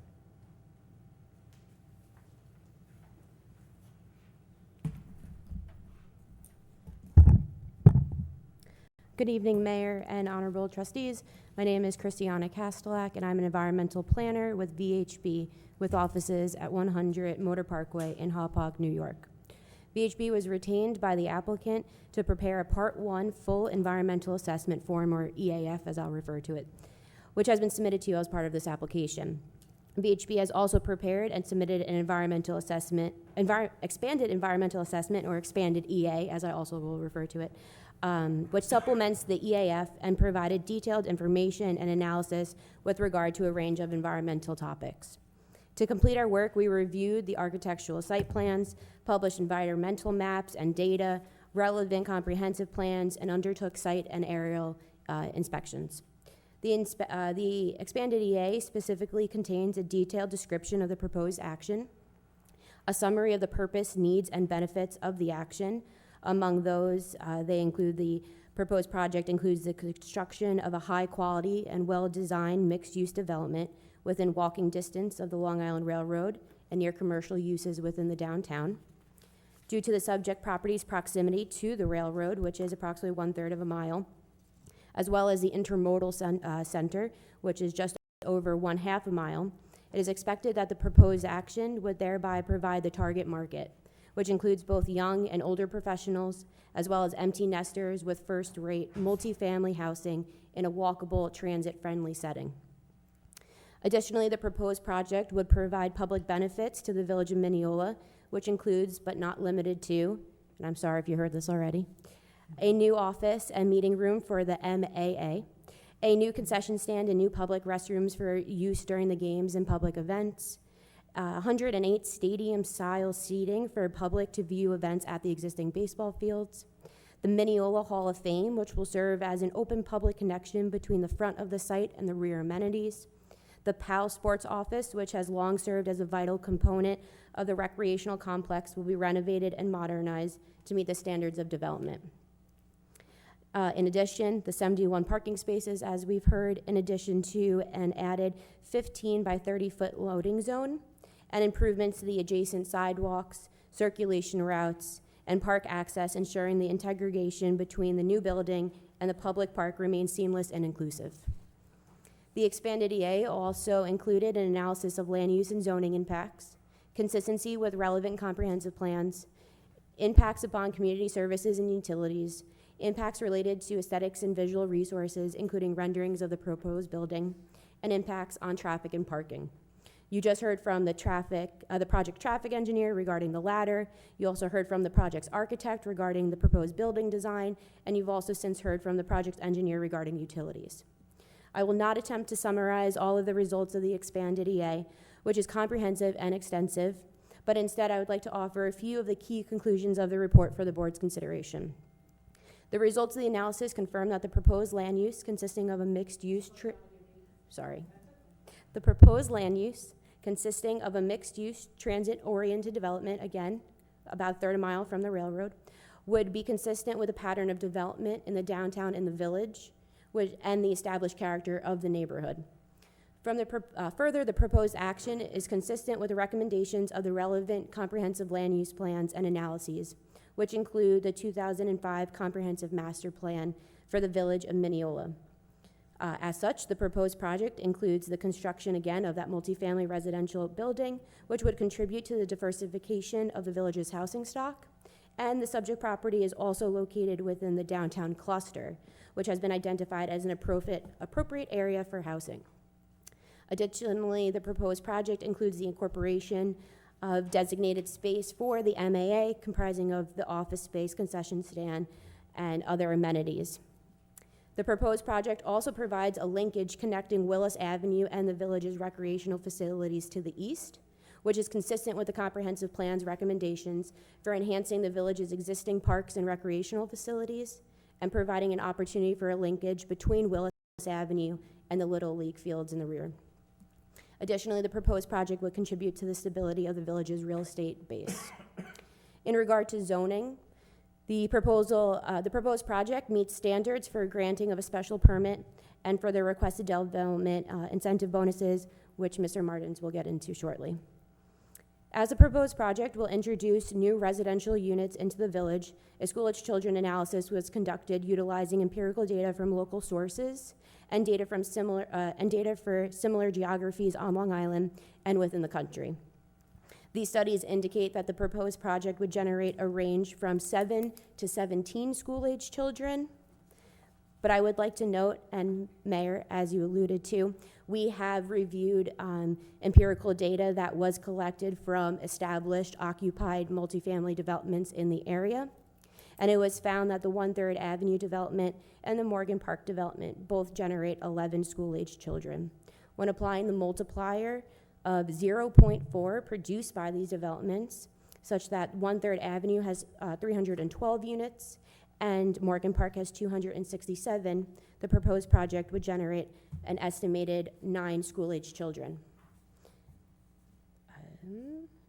So from these studies, the local studies, the local empirical data analyzed, these estimates would represent a 0.3 to 0.6% increase from current enrollment, which would not be discernible from the typical annual enrollment fluctuations, such that the Mineola School District has decreased by 24 students over the past 5 years. Additionally, it is noted that the proposed project would generate taxes for the applicable taxing districts, including the school district, and as such, the taxes generated by the project would help to offset the cost providing services for the students to be generated by the project. Overall, the results of the Part 1 EAF and the expanded environmental assessment report indicate that the proposed action would not be expected to result in a significant adverse impact upon the environment. Thank you. Thank you.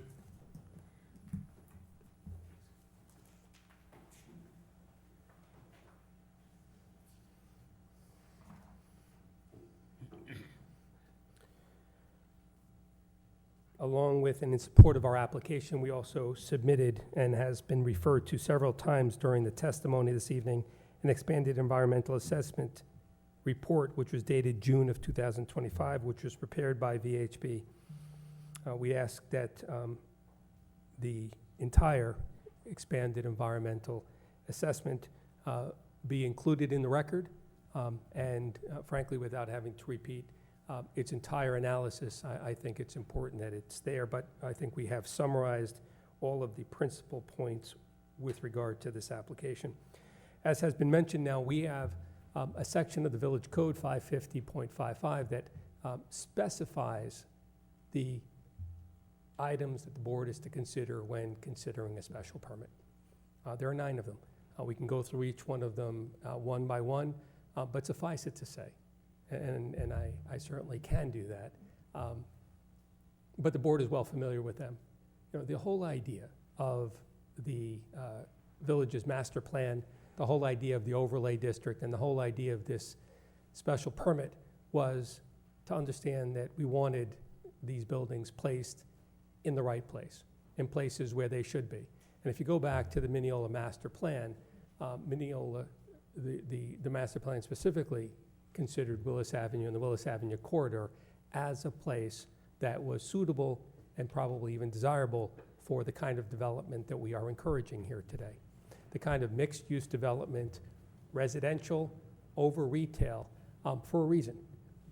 If you look at what the impacts are, and you certainly wouldn't expect the board to consider this adjoining a residential community, but there isn't a single-family home within the vicinity.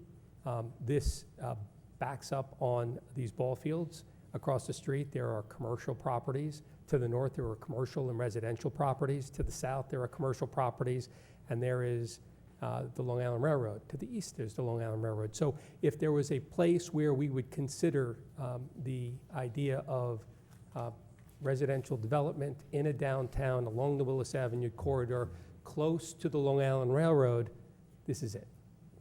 And so when you consider all of the points that they talk about, and it's things like the purpose of zoning as set forth in the village law and permitted district, so whether or not this project would be in harmony with that, as we've already said, yes, there are other buildings that are similarly situated immediately adjacent to this building on Searing Avenue, but also if you go north along the Willis Avenue corridor, east of Willis Avenue, between Willis Avenue and the Oyster Bay line, there are a series of buildings there on Lincoln, on Clinton, that are similar in size, similar in density, built many years ago, many of them, frankly, 50, 60 years ago.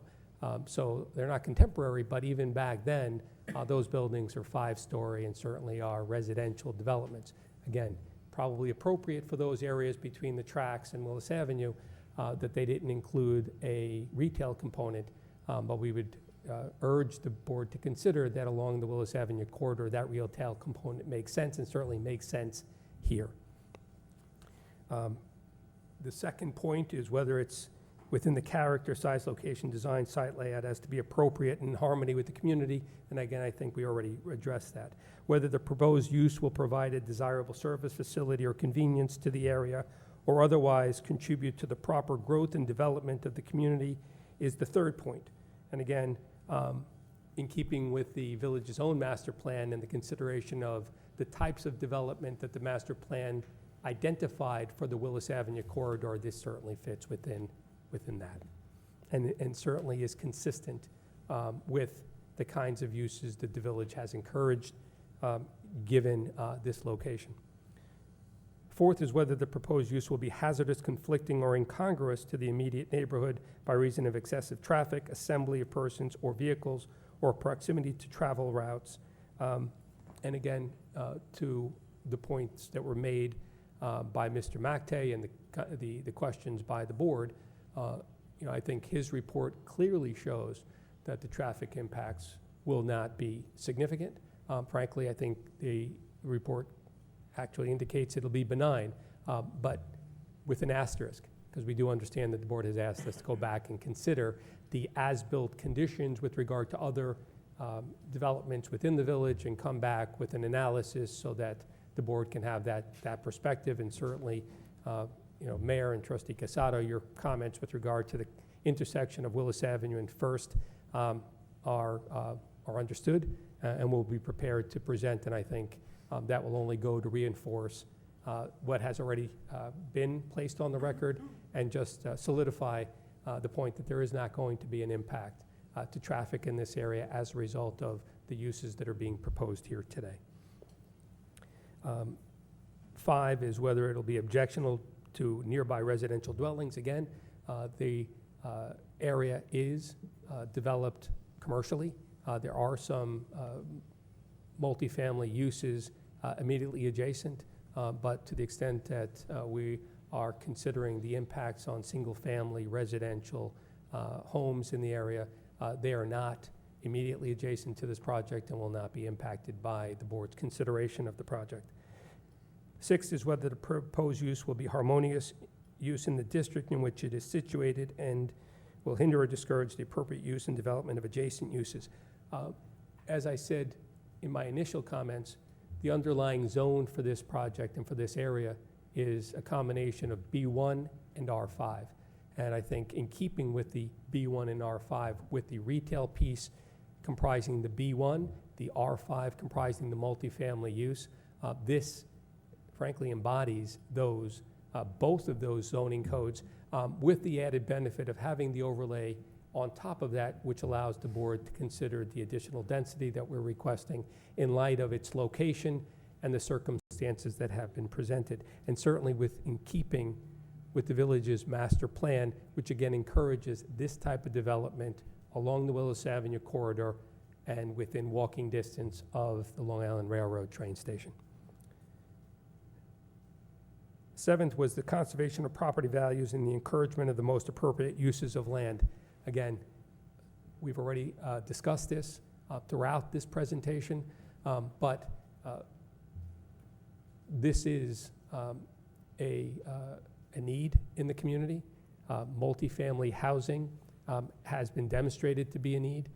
The idea that this project focuses on smaller units, studios and one family with a handful of, studios and 1 bedrooms with a handful of 2 bedrooms, I think speaks to the target and what that means in terms of what we're trying to achieve and what the need is that we all understand.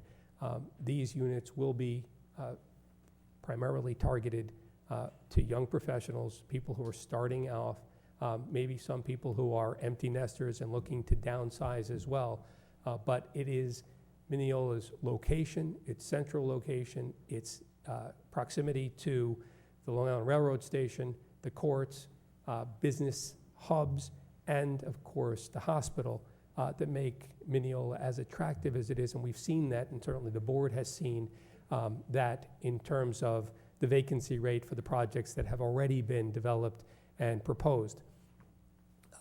In keeping with that history, I think we've also seen that there has not been the kind of uptick in traffic and impacts in the community, and that there has been a benefit not only to the village, to the school district, and to the community at large by virtue of the developments that have been approved to this point, and certainly this is no different.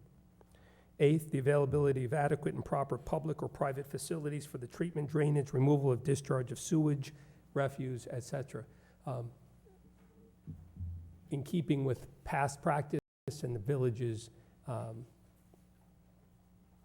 preference, refuse will be picked up privately, and the sewage and the water analysis is ongoing, but given the limited use that this project will have with regard to not only water, but water results in sewage, I think that it's pretty clear that it is also not going to be an impact on the village or on the community.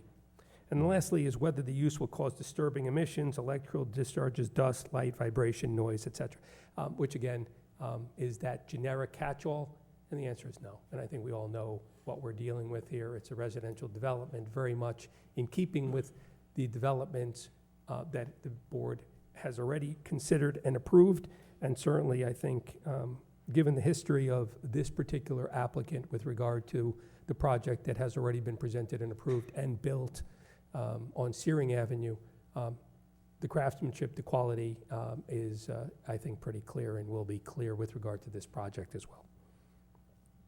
So it is respectfully submitted that this application meets the requirements detailed in Village Code for the grant of a special permit per Section 550-55 and is in keeping with the requirements of the village's overlay district at 550-15.1. And, again, in keeping with the village's master plan.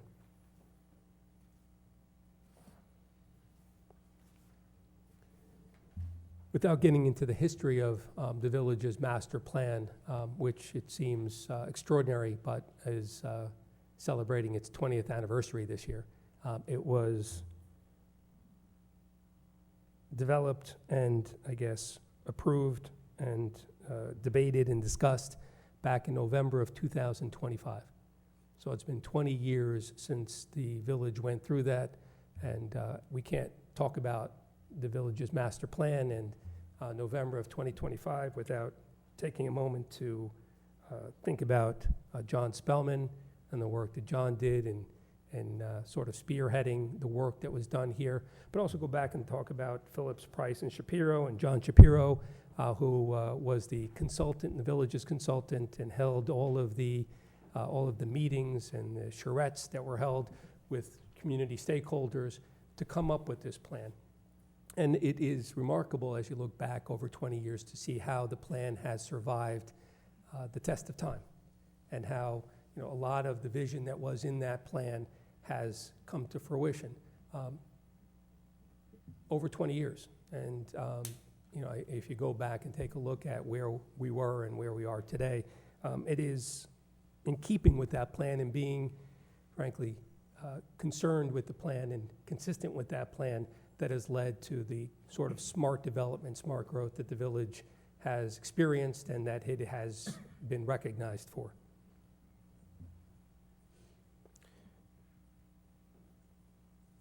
The challenge back when the village passed its master plan was that we were looking at a village code that had been developed in the 1940s, post-World War II, when the village was transitioning from an agricultural community to more of a suburban community.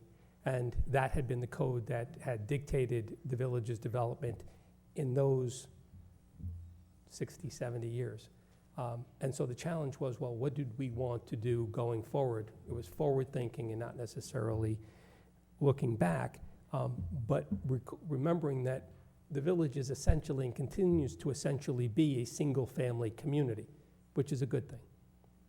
But in order to preserve the single family character of the community, it was also necessary to pick areas where it made sense to also grow and develop, allow for expansion of the tax base, allow for activity in our downtown. And if those of you who remember, those of us who remember, there was a time when, there weren't any housing. There were no apartments. There was no housing in our downtown. It was commercial, and then when the offices closed and everyone went home, it was dark and it was empty. And so it became an issue. There were fringes and there was perhaps an element that was showing up in the evening that was, there was a concern. And so again, the village came together to develop and understand that there is a need for us to have housing in the downtown, critical mass, feet on the ground in order to create a presence and a sense of place.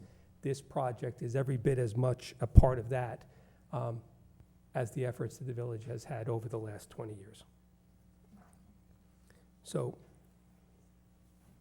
I would urge the board to consider this application. I understand, given the referral to the Nassau County Planning Commission and the board's responsibility as lead agency, that the board will not be considering this application this evening. I understand that the board will allow the record to remain open for supplemental reports and consistent with the board's requirements and questions to this point. But in keeping with the master plan and in keeping with the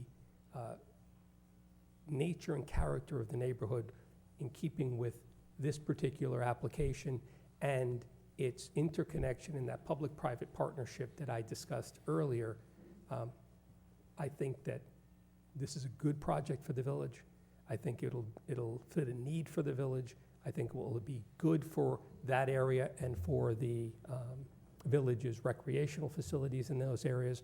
And Mayor, I would urge the board and trustees to look favorably on this application, and I will answer any questions that the board may have. Thank you, Mr. Martins. And I think when you were talking about the master plan, I believe, and correct me if I'm wrong, that Bob Hink was the chairperson of the committee. Is that correct? He Right. was. And we He just certainly was. lost Mayor Hink recently, so, and everyone else that was on that committee. You know, I'll just make a few statements. Obviously, reading through the code, we can certainly say that this project does fit. And then there was something that was said at the very beginning that is absolutely true. It's a singular location. It's a singular project in terms of its ability to connect the public, in this case, recreational use with the residential and commercial. But there are still many things that, and many details that need to be worked out. Water, sewer, these additional studies that we asked for, and other concerns as well. It is an absolutely beautiful building, Mrs. Sousa. It is great that there's been that conversation with the MAA, but there are still obstacles, concerns that we have that hopefully we will have answers to by the time that you return. With that, normally when I speak first, I ask all the questions, and then, hours of operation and garbage and sanitation and all that good stuff. But I'm going to defer to my colleagues today, and we do have a lot of members from the public. See, when I first got on the board, when the mayor at the time, we often would have meetings till 11, 12. They would be very, very long. We're gonna, we've tried to change that, and I know a lot of you are in the audience here, you're like, wow, this is my first meeting. Is this like a regular thing? Not under this mayor, but under previous mayors it was. So we're gonna try to keep it short, and with that, I'm gonna hand it over to Deputy Mayor Sartori, who can ask her questions or make her comments. Thank you. I have a lot of comments anyway, so, sorry. So I'm just gonna kind of give you everything, and then we could, if you want, go one by one and answer them or address them. So yes, I agree, this is a very unique project in the fact that it does combine the community in a very unique way. On the surface, it looks fabulous. It looks like, wow, that sounds like a great idea, but I just do think there's a lot of things that have to be fleshed out. First of all, when I look at it, it doesn't look Mineola to me. It just looks very massive. It looks kind of imposing. I know there's really nothing else there in that area at the moment, and I think it's going to seem like this ginormous building. I just think it's a little bit too big. I appreciate what it is in the sense of involving the community in the fields, but I personally just think it's too big. And I know we keep on discussing 69 feet, and then there's another 20 feet due to buildings on the amenity. I guess it's additional structures on the amenity floor. No, 20 feet, is that what you're saying? 10. 10. But in total, those reach 80-something feet, correct? 80, yeah. And when I look at that rendering, there's a lot of those 80 feet things. It's not like it's one elevator shaft. There's several across the building. So to me, it just seems like it's going to be very big in light of an open field. So that's just, to me, it's too big. But I have other issues besides that, so we could get back to that. As far as parking, you said that below is for residents. So I have one concern on that, and that is, well, I actually have two concerns. One is there's 1.5 spots per building, per apartment. So my question to you is, how is that second spot going to be determined? Because there has to be a process there if somebody wants a second spot, so that somebody with a second car doesn't just decide to use other spots that are not intended for the residents. So that has to be a really fine-tuned process, because someone's gonna come in for one, they're gonna use their one, not pay for the second, and parking's gonna become an issue in the spots that are not meant for the building. So that's first. Second, I'm sure my fellow board members that are firefighters will agree with this. They're all but they're below grade, subgrade parking. If there's any kind of electrical car stations, that has to be addressed. I'm sure you're going to address it, but I just want to point it out. Those cars, and they could speak better than I can, the fire issue is a big issue and a concern, so that has to be addressed. Then one other thing, I saw that the parking spaces are 9 by 18. I'm not sure if that's a standard space. I'm thinking about moms with SUVs. Everybody in Long Island likes to drive these huge trucks. Is that really a reasonable spot? That sounds like it's a smaller spot than normal. I'm just gonna go down my list. We could obviously address these later. Somebody mentioned something about gas lines coming in earlier. My question is, I know that there are new legislation is coming down where gas is not preferred and electric is preferred. So is that gonna be in this building, or is that gonna be ignored for this? I'm not sure when that legislation is happening, but being forward-thinking, maybe that should be a consideration.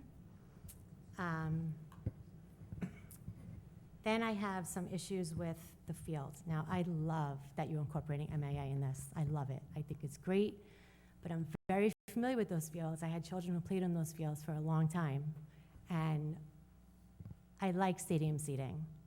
That stadium seating is too far from the fields. Those kids are gonna be small. They're gonna be, their siblings with them. All the siblings are gonna be around on the swings in the little park area that's there. And now we have a parking lot and a drive-through parking area between the stadium seating and the fields. That's a red flag to me, because Mommy, I need a Gatorade, but Mommy is all the way over there. So it's gonna be, to me, that's a problem. I love the idea of MAA as far as the concession and the offices, and the Hall of Fame is awesome. The stadium seating, maybe we just improve the seating that's already there and we don't put it in the building, because that location for those little kids, it's not gonna work. Again, that's my experience. They always wanna drink, their dads wanna be up against the fence anyway, so to me, that's not gonna work. Just the thought. And I say that from experience. Dad was up against the fence.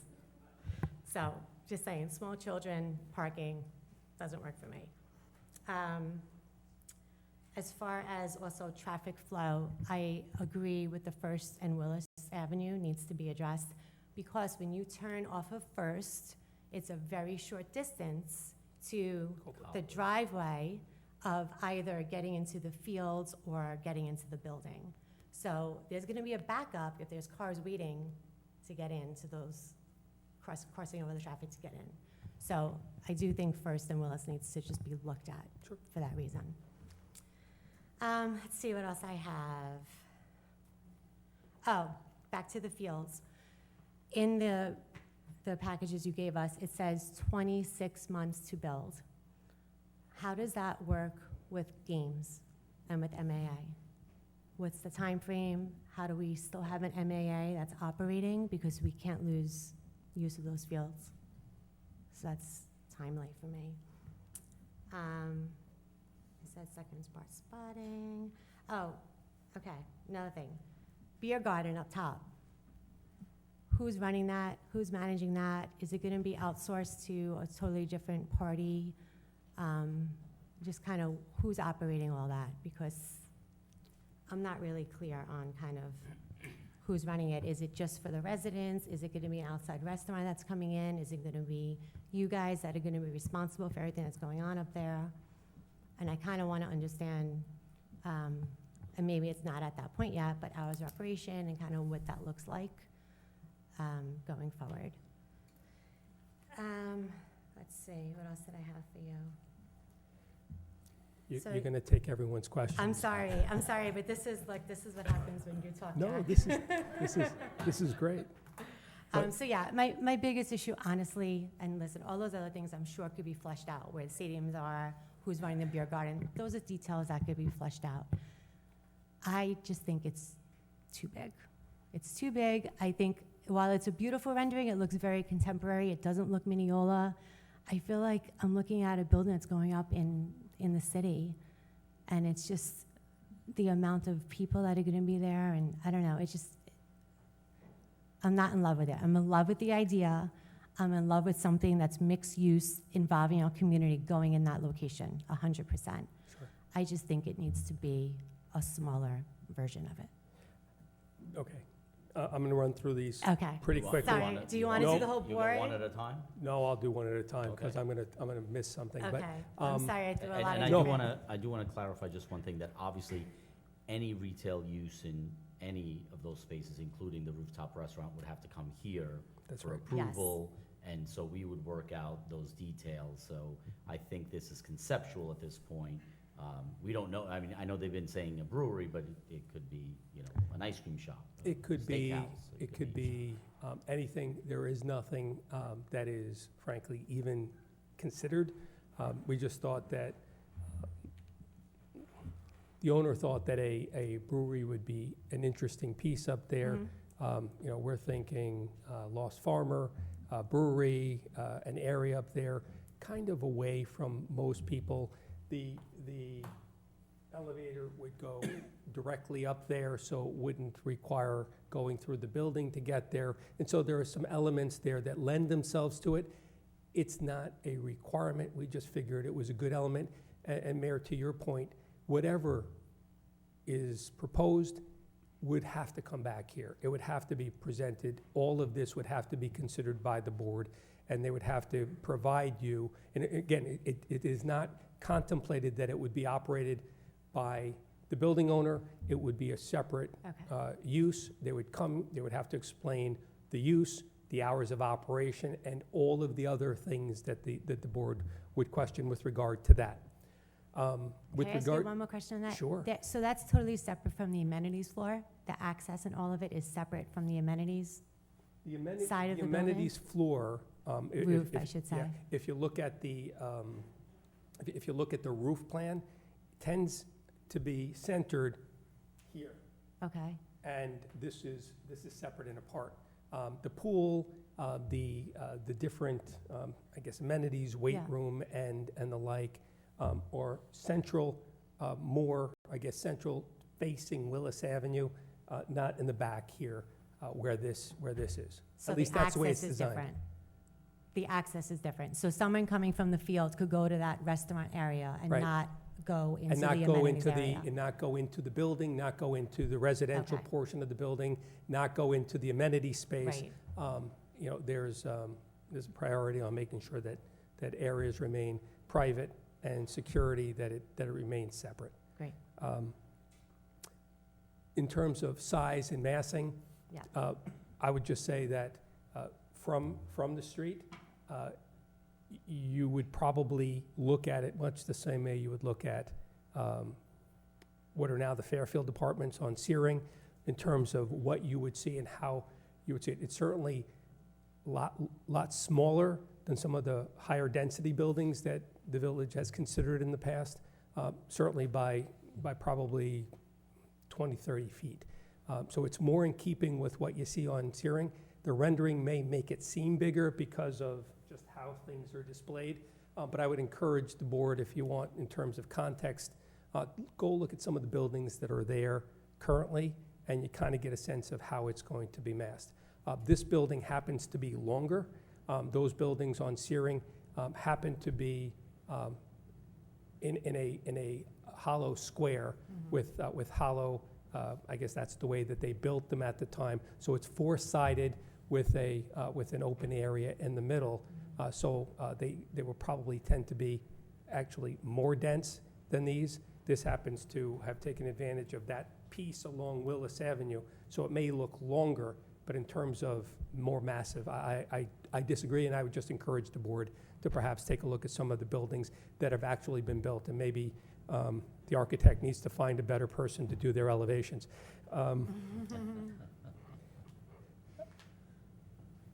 With regard to gas lines and electric, yes, there is a movement in Albany to move away from gas to electric. We're not there yet. There are some concerns among people that moving away from gas would be a mistake because the grid is not and doesn't have necessarily the capacity to go all electric at this point. But whatever the rules are and whatever the requirements are, there's a preference to gas, but if the rules require that it be built electric, it'll be built electric. Stadium seating, loud and clear. We didn't just hear from you. We've heard from people at the MAA as well that there are concerns, and we've heard them. That it is too far, it's too far away from the fields. It covers the areas where the concession stands are and may break line of sight for children who may be going there. So there's a real concern with regard to the stadium seating. And Trustee, to your point, I think there's a new, let's say, a new emphasis on looking at existing seating and how we can work with the MAA to perhaps enhance existing seating instead of having the stadium seating. It's a great concept. It was nice to try and incorporate it there, but frankly, if it creates more issues than it's worth, certainly we are willing to remove it, but we would not just remove it, we would want to work with the community to figure out a way of enhancing seating closer to the fields so that, as you said, parents can be right there against the fence, giving the umpires their due. And I think that really is more of the feeling that we all are looking for anyway. As somebody mentioned last night, this isn't Citi Field, and so it's nice to have the idea of stadium seating, but if it's too far, it may be counterproductive. And we'll be working on that with them, and certainly we'll be working to try and make sure that they get what they want, and obviously, as importantly, or some would say more importantly, that the village board gets what it wants as well. And if that means redesigning and removing the stadium seating and reconfiguring certain pieces there, we're certainly willing to do that, and that may be a future iteration that you may see with regard to our coming back to the board with an alternative. Great.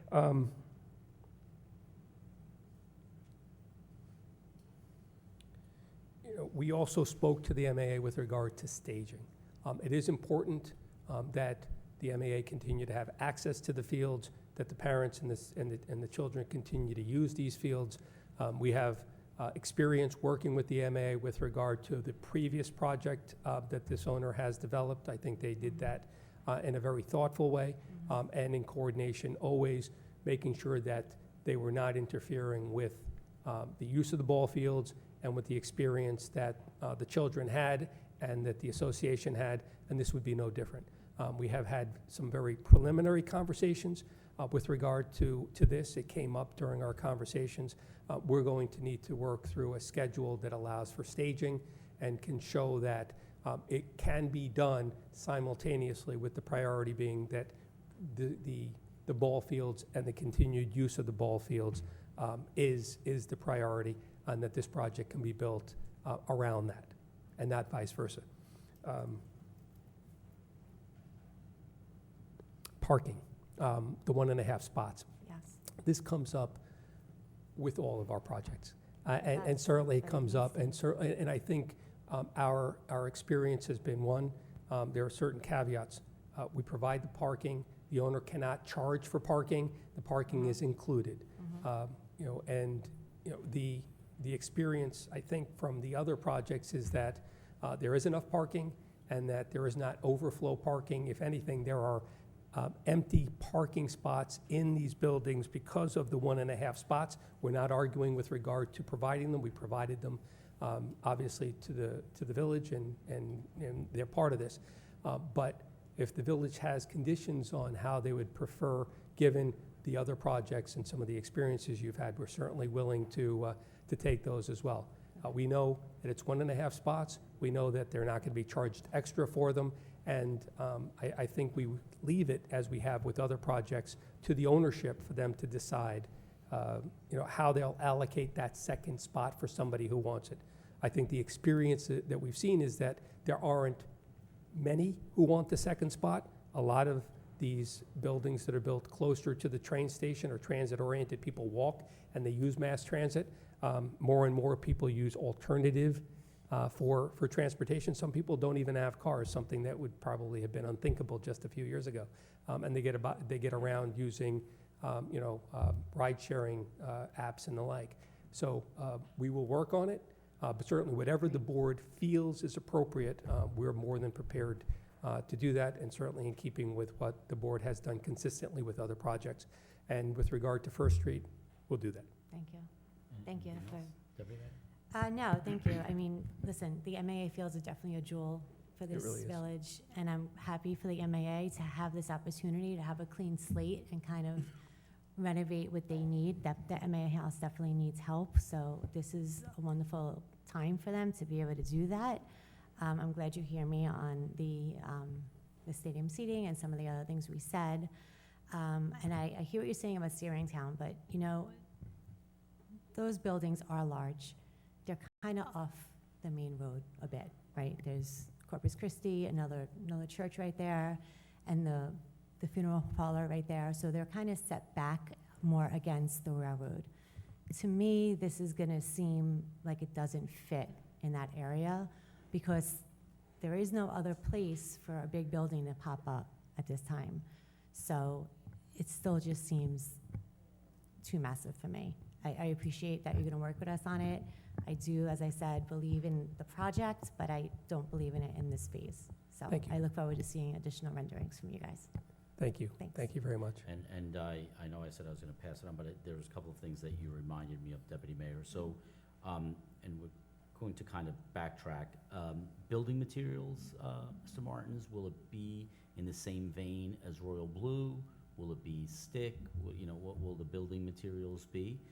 In keeping with Royal Blue. Okay, perfect. It will be the same Okay. building materials and Perfect. the same types of finishes that you can see in the Royal. But even the skeleton is Yes. going to be the same materials as Royal Correct. Blue? Okay. And since the Deputy Mayor brought it up, you alluded to coordinating with the MAA about the use of the fields, but what about the house itself? Like, when does it come down in the process? And what do they do in the meantime? Because that's where kids pick up their uniforms, that's where they have their meetings. Where do they store all the stuff that they have?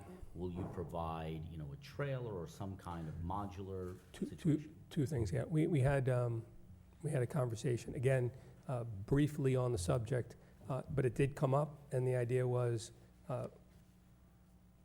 two things. One, trailers will be available for them, and appropriate trailers for them to be able to do what they need to, of a size to be able to do that, and also for meeting rooms and for any gatherings.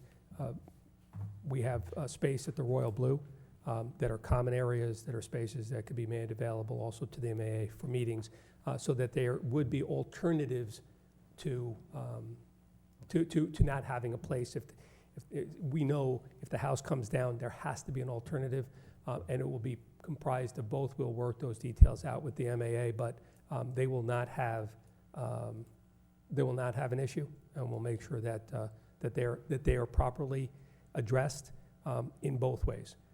There's also some need for some storage. There's some storage of things in the basement over at the MAA house, and we may have to also get a trailer or a container or something that would allow for storage as well. All of that has been thought of and will be provided. Excellent. Okay, and I'm sure, and the Village Hall will also make itself available for that time. I do see some members of our Historical Society here, so I'm going to ask a question on their behalf. There is a marker that's on the side of the house. We would like to keep that and have it incorporated into the building to commemorate what was originally there. So the history of this location is special.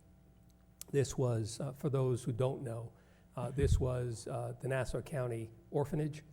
This was the orphanage for Nassau County through about 1950 or so, when it was dissolved and the property was conveyed to the village. So there is history here.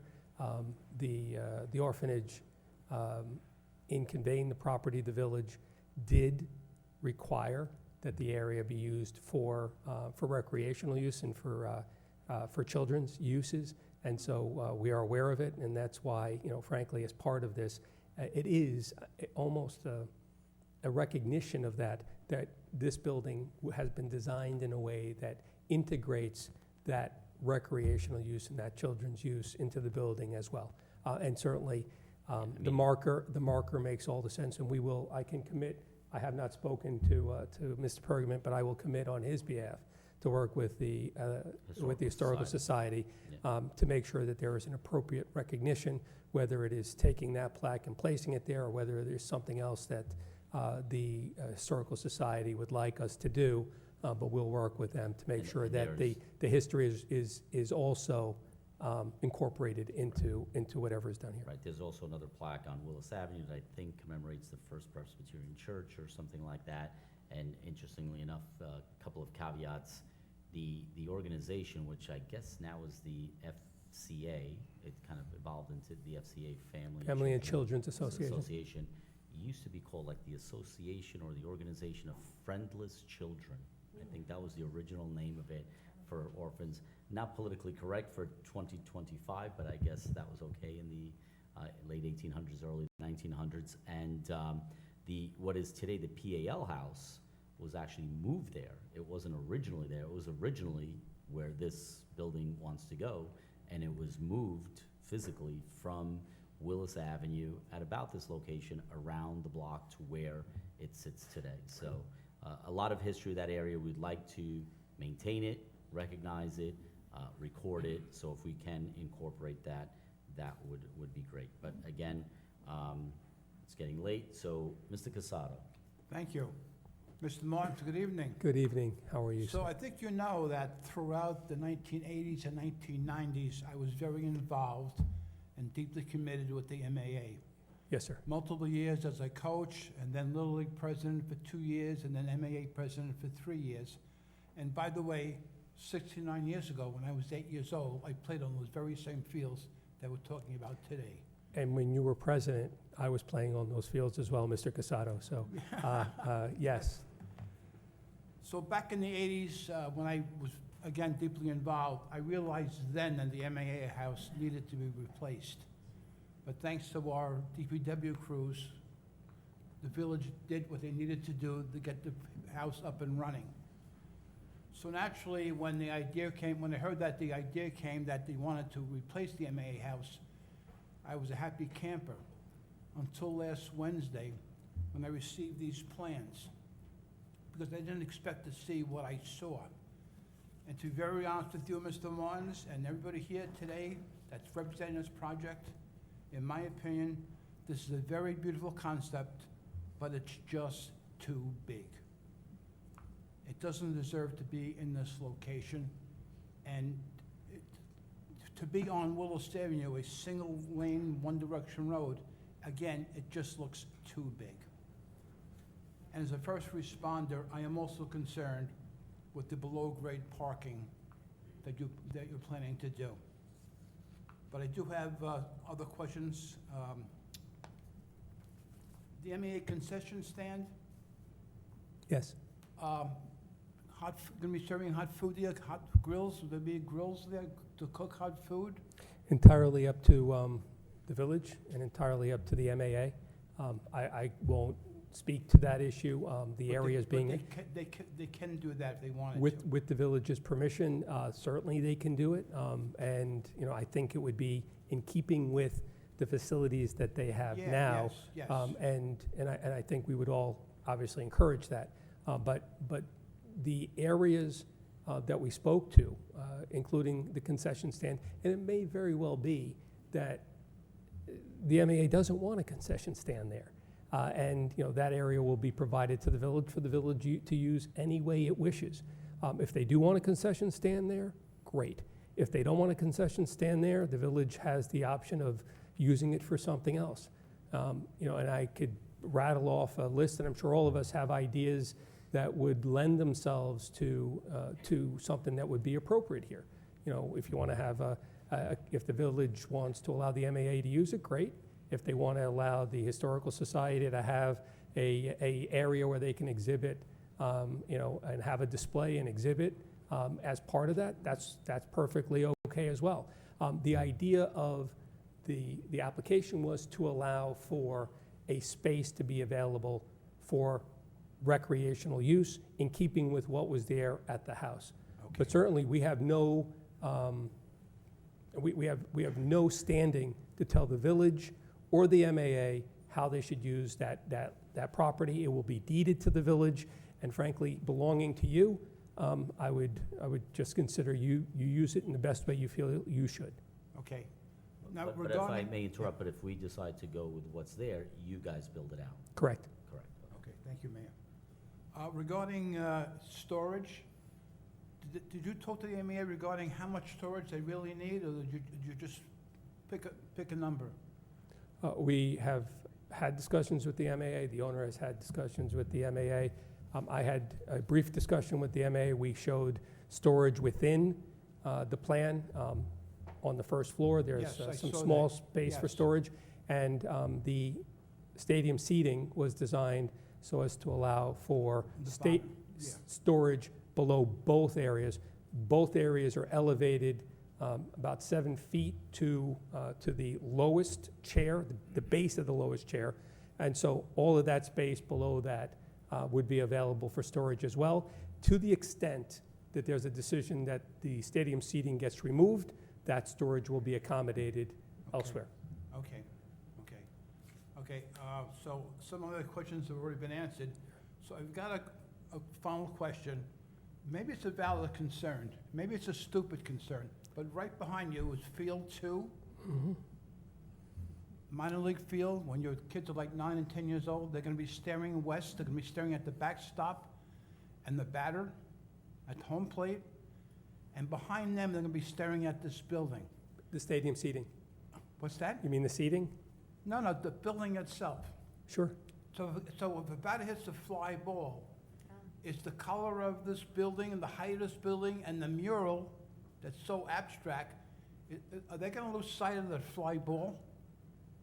Maybe it's a stupid question. No, Mr. Casado, I can't say. I would probably ask what the impacts of the other buildings that have been built, and whether they've had impacts in terms of the line of sight, and we'll try and take that into consideration. Certainly, we don't want to create an abstract for, or even a condition for that. As far as and I'm glad you brought up the mural, if you notice, not there.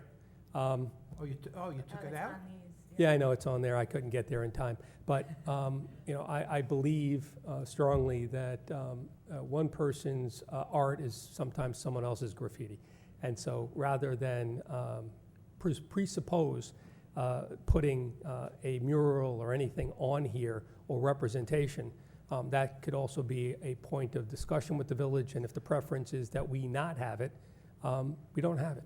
And that's why it was taken out, because you know, again, some people like it, other people don't, and you know, I won't presuppose to guess how anyone on the board feels, but it's not there. Okay. All right, like I said, all my other questions have been answered, so Mayor, I'm done. Thank you, Mr. Casado. Thank you, Mr. Casado.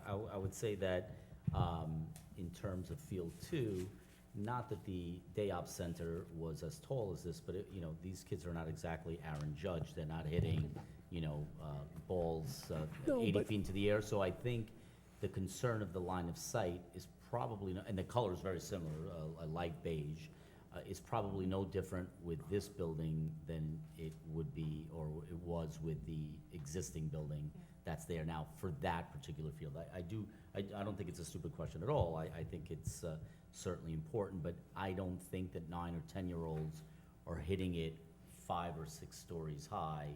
They're probably hitting it, in other words, the impact, if there was to be an impact, is present now, and it would not be exacerbated by by this, Okay, just by a this thought I building. had. But, Just no, thought I that's- had it, because it could, you know, Yep, absolutely. you could have Aaron Judge. Well, in- they'll never have the sun in their eyes.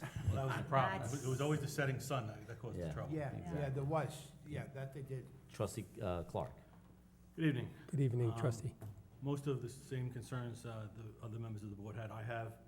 I'm concerned about the stadium seating. I don't think that that's something we should be working on. The height of the building. I agree, it's tall, I'm not in favor of it. I think we can do better. The setback off Willis Avenue, again, I think that's too close. I wonder if we could turn around and swap the whole property. Put the building by the tracks, put the ball fields by the parking area, and we gotta dig up everything anyway. So moving that building back just like it is on Searing, it's less offensive to people. And most of the other concerns have been questions, so I'll just save them for later and we could have the residents speak. Thank you, sir.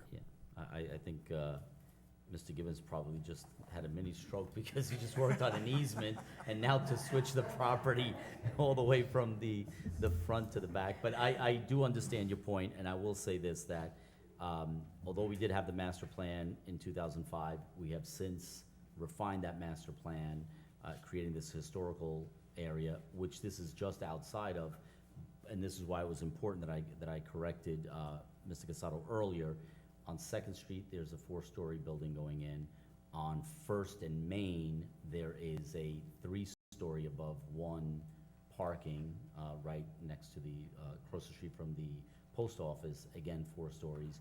And on the corner of Second and Main, where we had the fire, is a 4-story building at the street, going up slightly to the rear next to the garage, but that no one will see. So just to conceptualize what we're talking about in terms of the new kind of density as opposed to Morgan Park and 1/3 Avenue, which are right on the railroad tracks, as is the Royal Blue. But having said that, I agree with Trustee Clark that I would like to hear from the public, who probably didn't eat dinner, so they're here.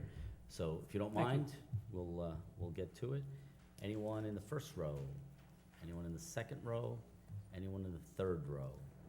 Anyone in the fourth row? Historical Society? No? Anyone in the fifth row? Sixth row? Mr. Schuler.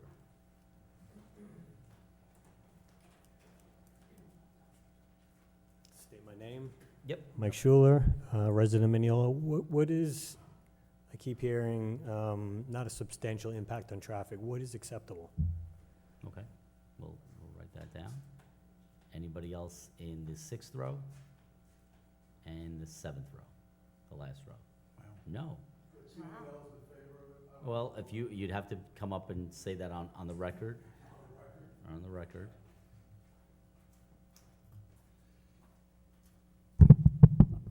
The PAL is in favor of this project. Obviously, if you're gonna tweak sizes and everything, but for what they could do in a public-private partnership, which I was involved with things in the county, public-private partnership, they've always been very successful, like the Islanders at Eisenhower Park, Malloy College at Mitchell, the Cosmos at Mitchell. So we've had a lot of positive public-private partnerships working within parks and building different facilities inside of it. As far as the beer garden goes, the PAL would run it if they need that for fundraising. But no, we think it's a great project. I have a cheerleader in the back. I was gonna do a cheer and stuff, but it's getting late. It looks like one of your 11 o'clock meetings, but Yeah, I know. we appreciate it, and anything there is gonna be helpful. It also helped the village not have to pay for these upgrades, just like they did the MA turf fields, for the upgrades of those areas. So anytime you can get that, and it doesn't go back to the taxpayer, that's a super deal. Thank you, Mr. Yeah, O'Connell. thank you. I appreciate that. And we're not going to name the Hall of Fame after Bobby Redmond, just let him know, okay? Just let him know that. Anyone else in the public wishing to make comment? No? Mr. Martins, come on up. Mayor? I saw your whole entire staff take a deep breath there. They just Yeah. all exhaled. Thank you. First, I want to thank you, Mayor, and the board for your questions. I want to thank the MAA and the PAL for their their help. I mean, the perspective that they provided, and the board has provided, is obviously very welcome. Things like the stadium seating, good in concept when you sit down with parents and they tell you, no, we want to be closer to the kids, closer to the fields. Obviously, intuitively, that makes sense as well. We will address some of these issues, certainly.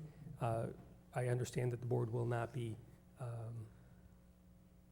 voting on this.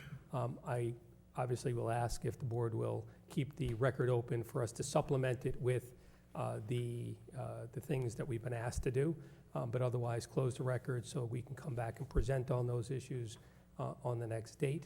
But that's simply an ask. Mr. Schuler asked, what is acceptable impact on traffic? And, I think Mr. Mackey sort of addressed the issue somewhat when he testified. It's never zero. The question is, when you have people leaving residential buildings, what is that? Do they all leave at the same time? Do you have 200 cars, pulling out of the building at the same time? No, that is not the experience. Certainly, it's not been the experience on any development, in any multifamily development, not only in Mineola, but anywhere else in the world. People don't leave at the same time, but there is a standard that is used to determine how often and how they're spaced. And that's the art of, or the science of Mr. Mackey's trade, his profession, and that's why he's able to come here with a certainty and tell you that the impact isn't going to be there, because these types of buildings have a car leaving, whether it's every 5 minutes or every 10 minutes. By the time one car leaves, the other one's miles away. And so that impact that you normally get at an event, whether it is a ball game, whether it is people coming to school when it starts or when it lets out at the end of the day, it doesn't represent or reflect what happens on these buildings. So that's the measurement here. So I don't know that there is an acceptable impact. I think the importance here is to determine what kind of a use there is and whether or not that use will be dispersed through the day so as not to create the kind of impacts that would affect the area. Mayor, you spoke about before the tracks, when we had the railroad crossings, when those arms came down and the light turned red, sometimes for 10 minutes, and you said the traffic block backed up to Garfield, it backed up to Jackson, and sometimes beyond. That was the reality. Now that that's no longer there, there is a new reality.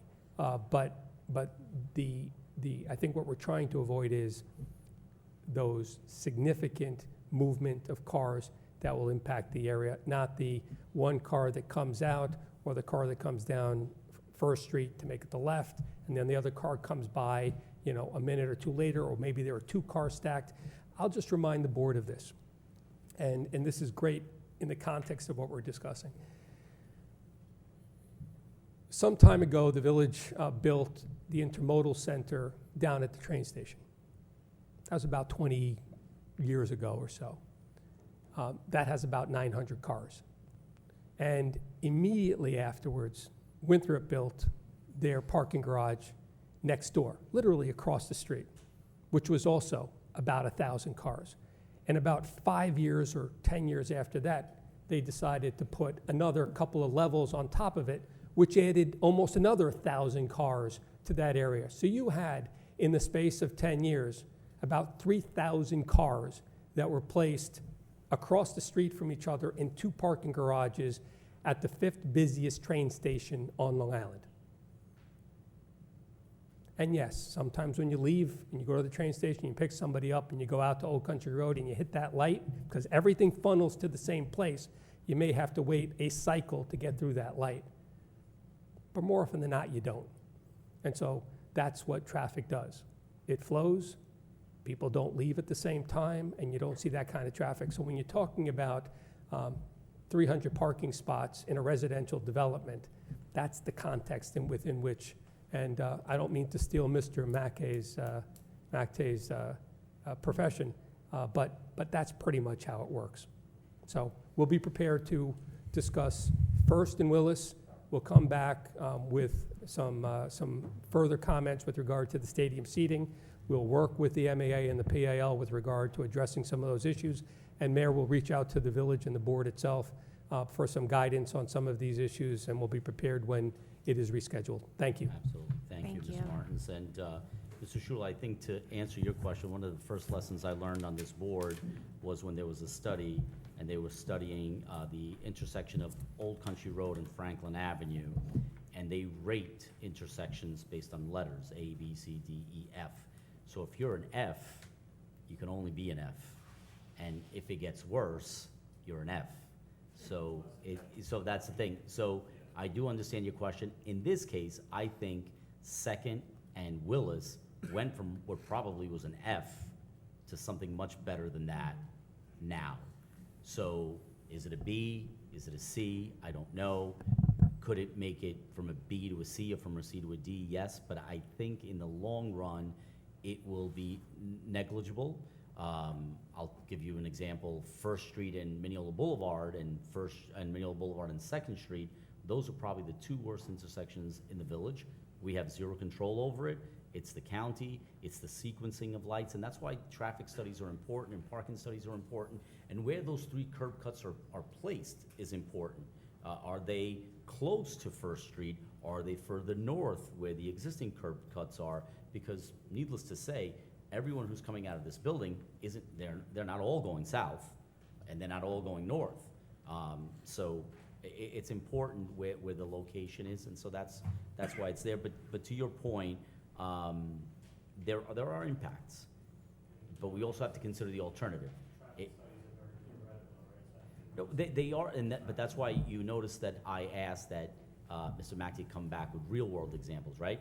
He can only use the models that he can use, but now we have empirical data based on the 4 or 5 projects that we have built, and we could really say with a great degree of certainty, this is what a 265-unit building in a similar location to this project creates. We had predicted this is the actual, and now Morgan Park has been open for 5 years, 1/3 Avenue has been open for 8 years, so we have real data. So yes, it is theoretical, but it's same thing with the school-age children. Used to be the Rutgers study, then it was another study. Guess what? You can pretty much call it the Mineola study now, because we have those numbers. And then further, you know, I know that it was said that we would be between 7 and 17 school-age children, but really realistically 9 based on 1/3 Avenue and Morgan Park. I would say even less, because unlike 1/3 Avenue and Morgan Park, there's a lot of studios here, right? There's a lot of one-bedrooms. Highly unlikely that there are gonna be children coming from studios and one-bedrooms. So I would even venture to say that it's less than those 9. And the other thing that wasn't said is, of the 11 that come from Morgan Park and the 11 that come from 1/3 Avenue, not all of them go to public school. Some of them go to private school. Some of them, you know, go somewhere else, or they may be homeschooled. So it's not like it's even 22 that are going to the Mineola schools. But I digress. It is getting late, so anything else, Mr. Martins? No, that is it. Thank you to you, Mayor, to the board, Mr. Gibbons, Mr. O'Keefe, everyone, And I will. and especially to our stenographer. Thank you very much. Yes, oh my God, she's like, yes. Do you have to stenographer the applause? Did you? Because we'll sure give you a that's- standing ovation. Let's make sure that's on the record. So, and one last caveat, as with all of these applications, and Mr. Martins alluded to it earlier, that he's not an engineer. I'm not an engineer either. We do have engineers looking at the water, the sewer, and all that. You alluded to that. And of course, a lot of this is, you know, subject to those, the results of those studies. So we just want to make sure that that is on the record. So I entertain a motion to continue the application to the board September 10th public hearing. September Motion. 10th? September 10th. Motion. Is that okay with you? September 10th? Yes? Whatever date the board. Okay. It's the second First. Wednesday of September, September you. 10th. So I'll entertain a motion. Motion by Deputy Mayor Sartori. Do you have a second? Second by Trustee Casado. All in favor? Aye. Any opposed? Motion carries. Thank you. That does close our public hearings. We'll give our stenographer a break. We're gonna come back out for a work session real quick, but we'll let you vacate. Thank. Oh, and I just want to let everybody know, we just have a work session after this, so there is no public meeting, so there will be no public comment on any other matters, okay? So it was a hearing and a work session, no public meeting.